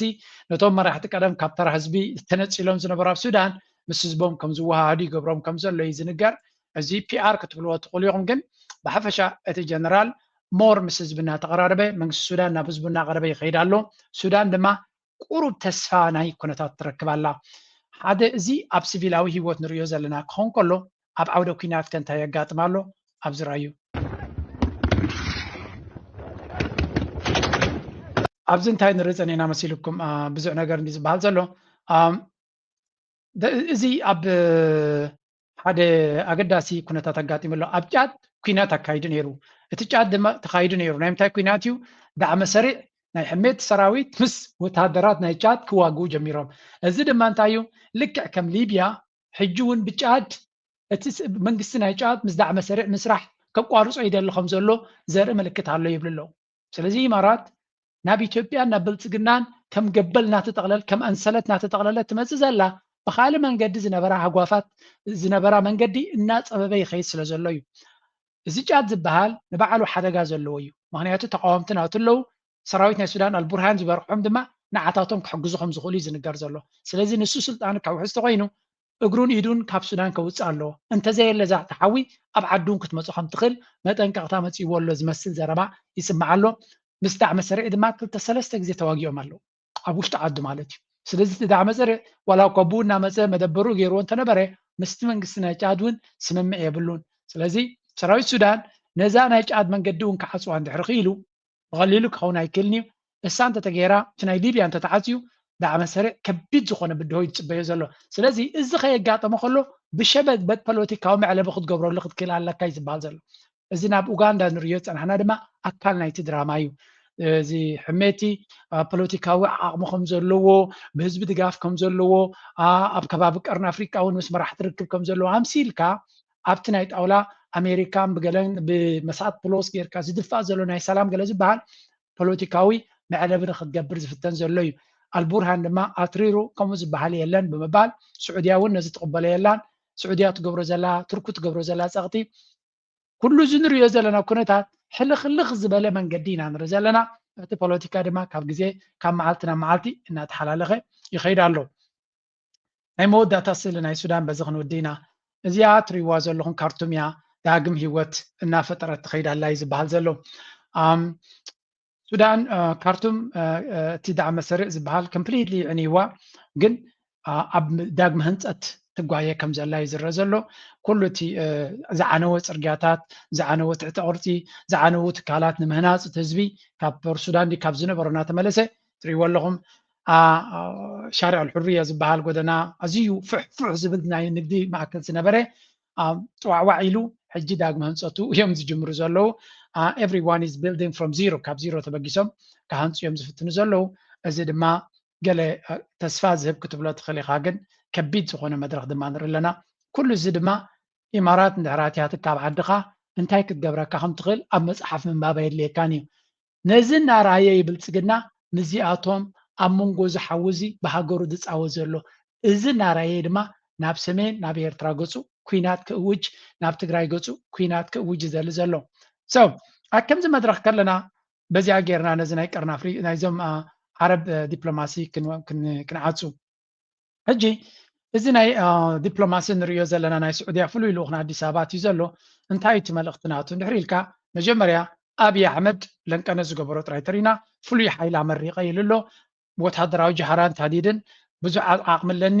ብዙሕ ክንገብር ንኽእል ኢና ካብ ሃገርና ሓሊፍና ንቀርኒ ኣፍሪካ ክሕግዝ ዝኽእል ገብር እየ ኢሉ ተሓዲድ ይገብር ኣሎ ናይ ኤርትራን ኢትዮጵያን ይብልዎ ኣለዉ ግን ብልፅግና ንሰሜን ገፁ ናይ ኩናት ኣንፈት ዝገብሮ ዘሎ ሸውሃት ካብ ሸውሃት ሓሊፉ ናብ ወታደራዊ ረፅኒ ዝኸደ ምንቅስቃሳት ይገብር ከም ዘሎ ንርኢ ኣለና ኣብ ትግራይ ድማ ናይ መዓልትታት ሕቶ ተሪፉሎ እቲ ነታጉናይ ኩናት ንኽጅምር እዮም ዝብሉ ዘሎ ስለዚ ኤርትራ ኣብዚ ጉዳይ እዚ ዝእትዋ ብዙሕ ነገር የብላን ግን ኣገይን ኣብቲ ጉዳይ እቲ በሚዲያ በተደጋጋሚ ክትጠቀስ ንሪኢ ኣለና ኤርትራ ስቴት ሚዲያ ሃይላይትድ ኢትዮጵያስ ፑሽ ፎር ኤርትራ በተደጋጋሚ ብልፅግና ንኩናት ይብገስ ከም ዘሎ ይነግሩ ኣለዉ ተጋሩ ብዝተፈላለየ መንገዲ ኩናት ይመፅኦም ከም ዘሎን ካብቲ ኩናት ክድሕኑ ነቲ ካልእ ኩሉ ሓግዙ ይብሉ ኣለዉ ኩሎም ካልኦት ባህል ክራይሲስ ግሩፕ ኣሎ ገለ ኩነታት ኣብ ከቢድ ኩነታት ከም ዘሎ እዮም ዝገልፁ ዘለዉ ይድብል ኣርቲክል ኣብ ቢቢሲ ዝወፀ ኣርቲክል እዚ in global بدرجة زوبان ترينا سعودية عند إرترا بزعبا قيح بحرن بزعبا رقعتنا قيح بحرن من هاي قرن أفريقيا كزرار بس أني همالو ناي ترك بريزيدنت خيدو ني مسي بلصقنا تراخيب بس إثيوبيا زمدنا ناي نقدوخ قبرو خمس دليو قن لعلو كله أب قرن أفريقيا كويناتن عقرقرن كيهلو كتنكا كم زلونا غير والو ሕጂ ድማ ናይ ስዑድያ ፍሉይ ልኡኽ ካብ ኤርትራ ናብ ኢትዮጵያ ከይዱ ኣሎ ምናልባት ገለገለ ኪላታት ከም ዝብልዎ ዘሎ ናይ መወዳእታ ፈተነ ናብ ኩናት ከይብፃሕ ንብልፅግና መንገዱ ንክቕይር ይልምንዎ ከም ዘለውን ፃዕሪ ይግበር ከም ዘሎን እዩ ዝንገር ዘሎ ኣብዚ ጉዳይ እዚ ግን አሜሪካውን ኢድ ክልዋ ይኽእል እዩ ዝበሃል ጉዳይ ቀላል ነው መለሱ ይህ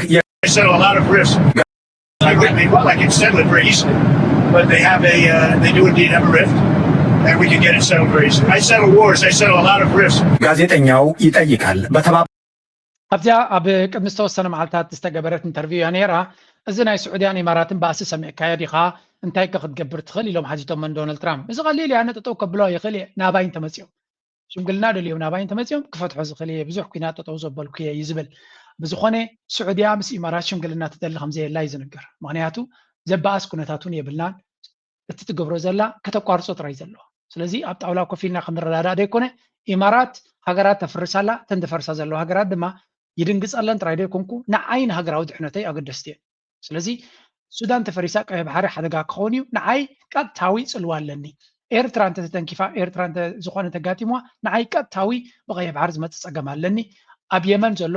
ዶብ ኣለኒ ኣብ ሶማልያ እውን ከምኡ ስለዚ ኣብ ቀርኒ ኣፍሪካ ዝካየድ ዘሎ ኩነታት ንዓይ ብቐጥታ ዝትንክፈኒ ስለዝኾነ ንኢማራት ግን ብቐጥታ ዝትንክፋ ኩነታት ኣይኮነን ስለዚ እንተኾነ ንሰላም ርግኣትን ናይተን ሃገራት ክትሰርሕ ትኽእል ካብ ሓሊፋ ግን ሃገራት ኣብ ምፍራስ ትሰርሖ ዘላ ሰይጣናዊ ስራሕ ጠጠው ከተብሎ ኣለዋ እያ ትብል ዘላ ኣሜሪካ ድማ ንስዑድያ ክዛረብዋ ከቢድ እዩ ምክንያቱ ኢማራት ትገብሮ ዘላ ሕማቕ ምዃኑ ፅቡቅ ገይሮም ስለ ዝፈልጡ ናው እቲ ዳይናሚክስ በሩት አረብ ኤምሬቶችና በሳውዲ አረቢያ መካከል ባለው አለመግባባት ውስጥ እጁ አለበትን ትራምፕ መለሱ እጄስ የለበትም ቢኖርበት ግን ደስ ይለኝ ነበር ምክንያቱም እኔ በጣም በቀላሉ ችግሮችን ልፈታ የሚችል ሰው ነኝ እርግጥ ነው በሁለቱ ሀገራት መካከል ስንጥቅ ተከፍቷል እናም ላስወግደው እችላለሁ መቼም እኔ ጦርነቶችን የማስቆም ሰው መሆኔን ታውቃለህ በሀገራት መካከል ያሉ ብዙ አለመግባባቶችን የምፈታ መሆኔ የተረጋገጠ ነው ከዚህ አንጻር የሳውዲና የኤምሬቶች ጉዳይ ቀላል ነው መለሱ ይህ የዶናልድ ትራምፕ ንግግር በተሰማ ማግስት አንድ የአሜሪካ ሴናተር አልጋ ላይ ዋሉ ታመዋል ተብሎ ሲዘገብባቸው የነበሩትን መሐመድ ቢን ዛይድን ይዘው በፎቶግራፍ ተከሰቱ ይህ ከመሆኑ ጥቂት ቀናት ቀደም ብሎ ሌላኛው መሐመድ የውጭ ጉዳይ ሚኒስትራቸውን ወደ አዲስ አበባና አስመራ ልከው ነበረ የሳውዲው የውጭ ጉዳይ ሚኒስትር አብይንም ኢሳያስንም አውርተው ተመልሰዋል እንዲያም ሆኖ የሚኒስትሩ የአዲስ አበባ ቆይታ በብልጽግና መገናኛ ብዙሃን ዘንድ አጀብና ጩኸት አልተከተለውም በአስመራ ግን ሳቅና ፈገግታ የተሞላበት ሆኗል የሁለቱ መሐመዶች ሕጂ እንታይ እዩ ኣብዚ ዝድርዮ ዘለና ኣሜሪካ ኣብዚ ጉዳይ እዚ እንታይ እዩ ተልእኾናታ ብፍላይ ብልፅግና ስዑድያ ትፈጥሮ ትገብሮ ዘላ ናይ ፅዑቕ ዝኾነ ዲፕሎማስያዊ ቅድድም ወይ እውን ፀቕጢ ኣብ ቀርኒ ኣፍሪካ ምስ ኤርትራ ንፅሩ እዩ ፅቡቅ ዝኾነ መርገፂ ኣለዎም ፅቡቅ ዝኾነ ምርድዳ ኣለዎም ኤርትራ ዝኾነ ይኹን ንስዑድያ ይኹን ነቲ ከባቢ ብቐረባ ብቑኑዕ ልቢ ንዝከታተሎ ኤርትራ ፀገም ዝበሃል ትፈጥር ሃገር ኣይኮነትን ኣብ ትክክለኛ ፖለቲካውን ዞባዊ ርግኣትን ትኸይ ዘላ ሃገር እያ ስለዚ ንኤርትራ ዘዛርብ ምክንያት የብልካ ኣብ ሓንጎልካ ቫይረስ ዘለካ ተዘይኮይኑ ብግምጣሉ ብልፅግና ንህዝቢ ዝጭፍጭፍ ዘሎ ኣብ ዞባ ድማ ብኣልውታ ጥራይ ዝጥቀስን ሶማልያ ልኡላውነታ ክትንክፍ ዝፈተነ ንጅቡቲ ዘፈራርህ ናብ ኤርትራ ኩናት ክገብር ዝፍትን ንኣምሓራ ዝጭፍጭፍ ዘሎ ንትግራይ ዝጭፍጭፍ ዘሎ ንኦሮሞ ዝጭፍጭፍ ዘሎ ስለዚ ምስመን ንሱዳን ንዕንወት ናይ ሱዳን ዝተሓባበር ዘሎ እዩ ስለዚ ኣብዚ ጉዳይ እዚ ኢማራት ስለ ዘላ ምስ እስራኤል ስለ ዘላ እዩ ሰብ ሱቕ ኢሉ ድርዮ ደሎ እምበር ዝገብሮ ዘሎ ፍሉጥ እዩ ስዑድያ ሕጂ ንኤርትራ ንዓ ግደፍ ትብለሉ ምክንያት የብላ ንኤርትራ ዋላ ሓንቲ ትገብር የላ ብግምጣሉ ምናልባት ንብልፅግና እንታይ ክብልዎ ይኽእሉ ግምት ናተይ እየ ዝነግረኩም እዚ ስኻ ትደልዮ ዘለካ ኣብ ደገ ባሕሪ ምስ ኤርትራ ከነረዳዳእካ ንኽእል ኢና ምክንያቱ ባይላተራል ሪሌሽንስ ክገብሩ እንተኮይኖም መንጎኛ ከድልዮም እዩ ተባሂሶም ስለ ዘሎ ስለዚ نيرترا مساهم كنسرح ندلينا حتى أنا ناتي قمت يزبكم كنت قمت ناتي دما كابت زريو زلو قناتاتيو سعودية مس إيرترا خسرح تدللا كسرح مخانا دما فلوتيو أو ربات نيرترا دما كسرحيا سلازي ودا كنت هنسكال لها نبيزنس يلكا خات سرحو نصدقي لكا يكون كان سرحو سلازي تي ودا بعد دما نمان كغلغل لكا خات سرحو بحسابي يدلي سلازي سعودية مس إيرترا خسرح تخوينا نيتوبيا تتقاميت قال كفالنا إيرترا ودا كتقام كم تدلي خد قبرو تخليا سلامتاي بلوك مالو نيتوبيا كتقدو داي تخلني خا اي تخلني اكتبلون تقوليهم ግን ምስ ኢትዮጵያ ኣብ ንግድ ለዋ ነቲ ንግዲ ናብ ሃገረይ ዝመጽእ በዚ ናይ ኤርትራ ወደባት ኣንሰርሑ ዘለኹ ብኣውፃዮ ክትብለ ትኽእል እያ ስለዚ ንዓቢ እዚ ኩሉ ዝፍክሮ ዘሎ ገለ ነገር በጃኹም ዕረቁን ኢሉ ለሚኒ ዝግደሰሉ ስለሰኣነ እምበር ስለዚ ስዑድያ መፅያ ንኤርትራ ተዘራሪባ ምስ ተዘራሪባ ቅድሚ ሕጂ እውን ናይ 2018 ኣብ ጣውላ ኮፍ ዘበለቶም ሲያኔራ ሕጂ እውን ክኸውን እንድሕር ኮይኑ ክትገብር ትኽእል ስዑድያ ጥራይ There is no other power نيرترا إثيوبيان أبت أولا خمس أمزخ كلتهم حيالات لزخوني كونن إيرترا خد عملهم سلزي تخل إيرترا نخال أمينة أبت أولا خد كبكت مسأي تخلنا حتى أنت أمينة من السعودية تراك تتعامل تغل بريزنت سياس قبل على السعودية زلوا كبرت مس محمد بن سلمان زلوا مرد دا ولون انترفيواتنا تتسميك ما عبك بريز زلوا عب مقرب دماي زلوا من السعودية سلزي اتونكو نتكون تتكود زخل السعودية تراي السعودية دما بإيرترا تسمع عنا طلوا بإيرترا صبغ زمدنا له بإثيوبيا دما كسمعوا يخلين إثيوبيا من هالبعض معناته ناي أمريكا فلو ناي قرنافري ناي بحر كبابون سلطان توايبو زلو سعودية لذي كابز تبقيسنا أزو كنتات زنابي كما تسخل نزبل ناي إسرائيل بريزنت سجونا بإثيوبيا قيديو إمارات قبرو زلات طريقة سعودية نخي تعوات ويونزو قد دايزي سعودية نخي تودو كل ذكا علوم كقبريا كل ذكا علوم so it's gonna be very tricky تركي سعودية زقبرو زلو صاغتر لو بتحدى أبدما بإماراتن بإسرائيل إنما يزور الله سلازي it's about time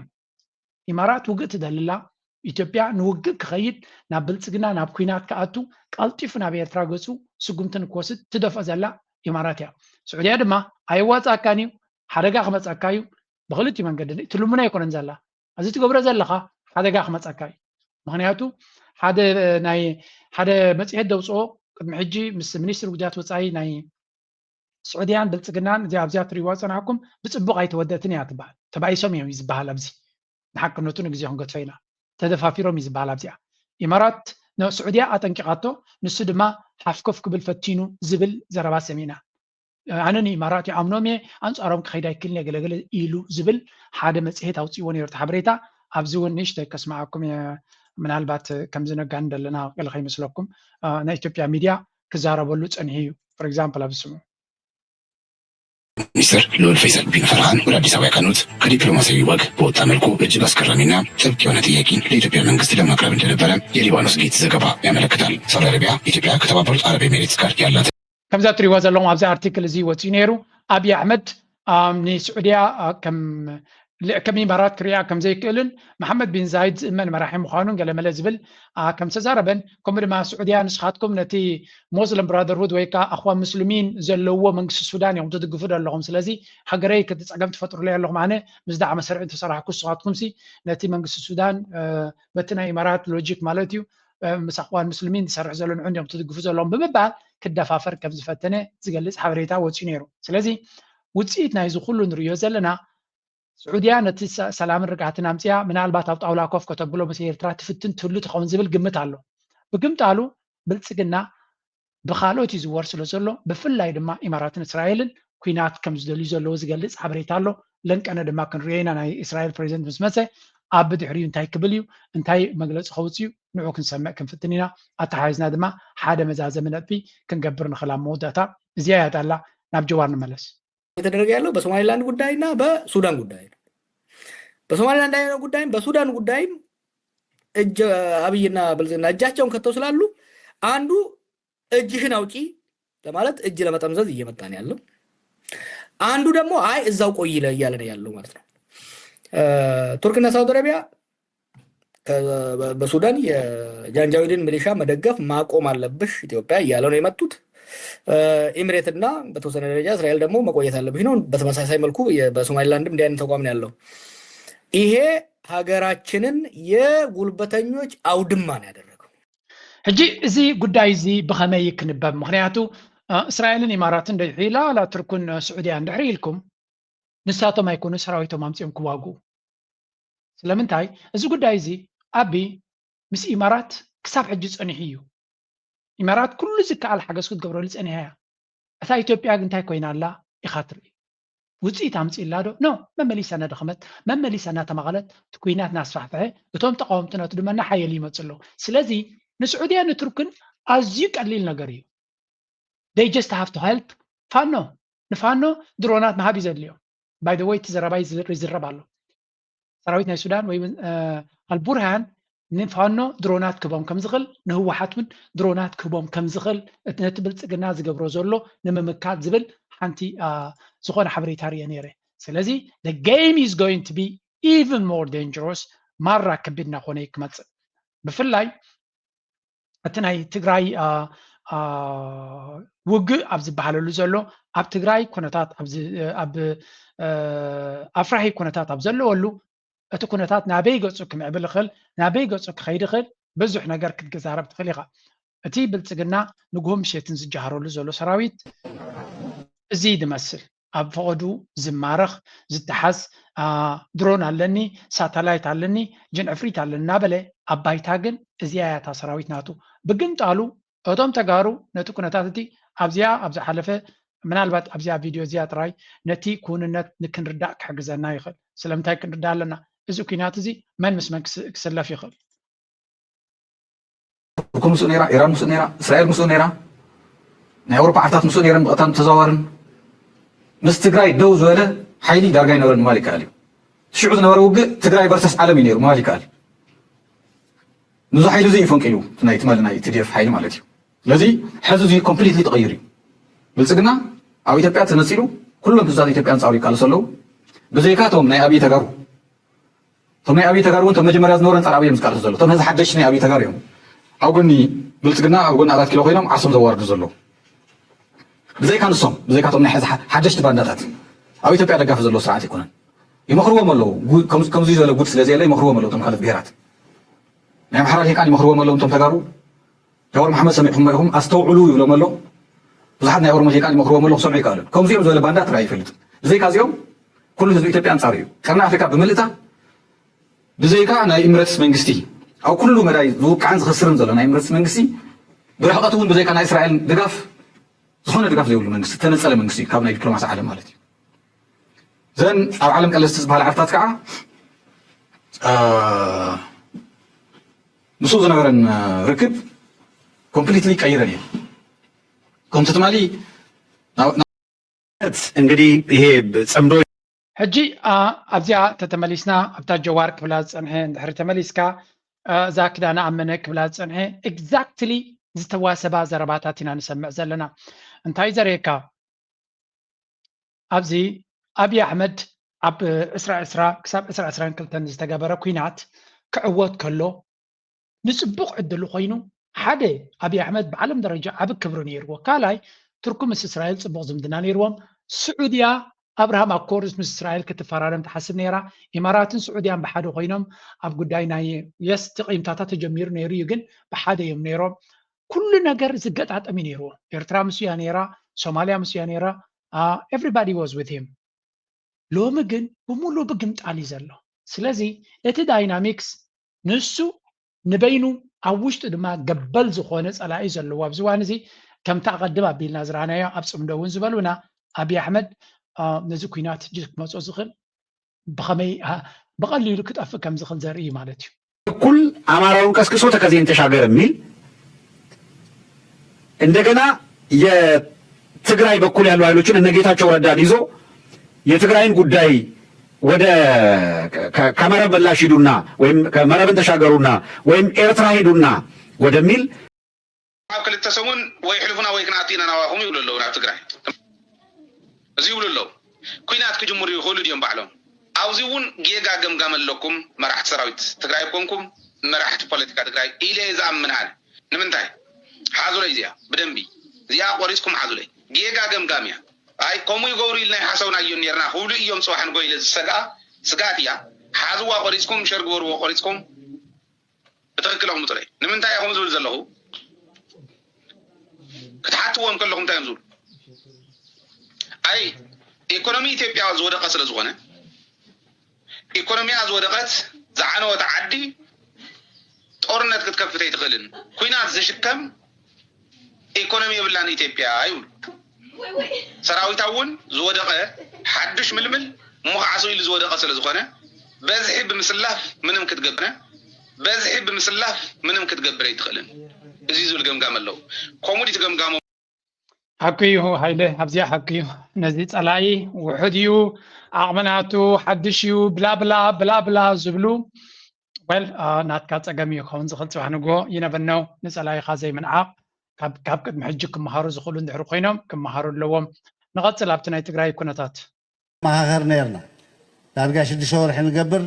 ዘመን ቅሳስ ደለይት ለውጥ ተባህል ተጀሚራ መጀመሪያ ቀደም መጀመሪያ ውሽጣ ምስ ውድባት ብዙሕ ተዘራሪብና دحار مستأكبنا أتوم ودبات نسخات حوارنا يلومني أنا وأنت لوطي نشتك سوقو بيدل سلازنوركو حراي لا تقبله عبد الله يوان نسخات دخيم كلها بعلتنا أنا تعمد حوار نوسد أنت يلوم عبيد ما يزلا خوينو ملعلك اللي يدخل اللو نحنا حزي عاوز حز ساعات تريتو له خوزيسي بحلف لا عاوز مدرخ مساعته خنات مدرخ مستجمرس واي مو أنا اسمع واحد حشان كبلي يا خوينا عاوز ما درخ زيت هاي رئي لمن تقاومت حيلك يا خونس تقيمت حيل رئي لو تكمت انت خوينو بحسابي لمت بعلصات كان يزنقر زلن بعلصات كان زغبر واخي بايو زياتهم استقيم منبر لو تخمص يلوم استبغس يكونن يلو ناي موداتا ناي تግራይ بزن كلتا غيرك ودي نتغارو منسيات ጉዲ ዝር ዘሎ ህዝብ ትግራይ ከምታ ብልጽግና ታና ሕዝ ወገን ተኸተፊትዋ ፖለቲካል ሶሳይድ እንዲ ክፍጽም እንታይ ቀጢና ምርሕሪ ድሎም ኣለም ተምናቱ ትግራዋይ እንተኮይኑ ህዝብ ከይትገፍዎ ኣብ ትግራይ ዘሎ መንእሰይ ፀረር ኢሉ ክሳብ ኣዲስ ኣበባ ዝውድእ ኣብ ደገ ምስ ዓፀና ገዛ ዓፂና ክንጎፎ ኢና ኣንጻር ትግራይ ክነሰልፎ ኢና ነቶም ተጋሩ ብተጋሩ ኢና ክነዋደዎም ናብ ኣዲስ ኣበባ ትኸይድ ዘለኻ ትግራዋይ መንእሰይ ፅባሕ ተገዲድካ ተሓኒካ ብድሕሪት ክላሽን تقوابي للكا كيد ندي خاطف تبالها زمزل طفات انصار تግራይ ጥራሕ ናይ ሰሜን ውግእ ዝበሃል በዚ ኻትሪዮ ትትማል ኣብ ብልጽግና ዝበሃል 4 ኪሎ ሰይጣናዊ መዘበር ምዃኑ በዚ ኻትሪዮ መንሰይ ህዝቢ ኤርትራ ዘፍልስ ዝነበረ ሜንታሊቲ ሎሚ አዝ ሕወሓት ከለዎ ማለት እዩ ሎሚ ድማ ንተጋሩ ከፍልስ the same philosophy the same strategy ናይ በሓቂ ተጋሩ ዝረኽብዎ ዘለዉ ኩነታት ቀሊል ኣይኮነን እዚ ሓደ ኤርትራዊ እንታይ ኢሉ ፅሒፉ ብዚ ናትኩም ርእቶ ኣባኻትኩም ክገድፈ ኣብ ተቕድሚት ዳረኣኹኹም ስእሊ ማለት እዩ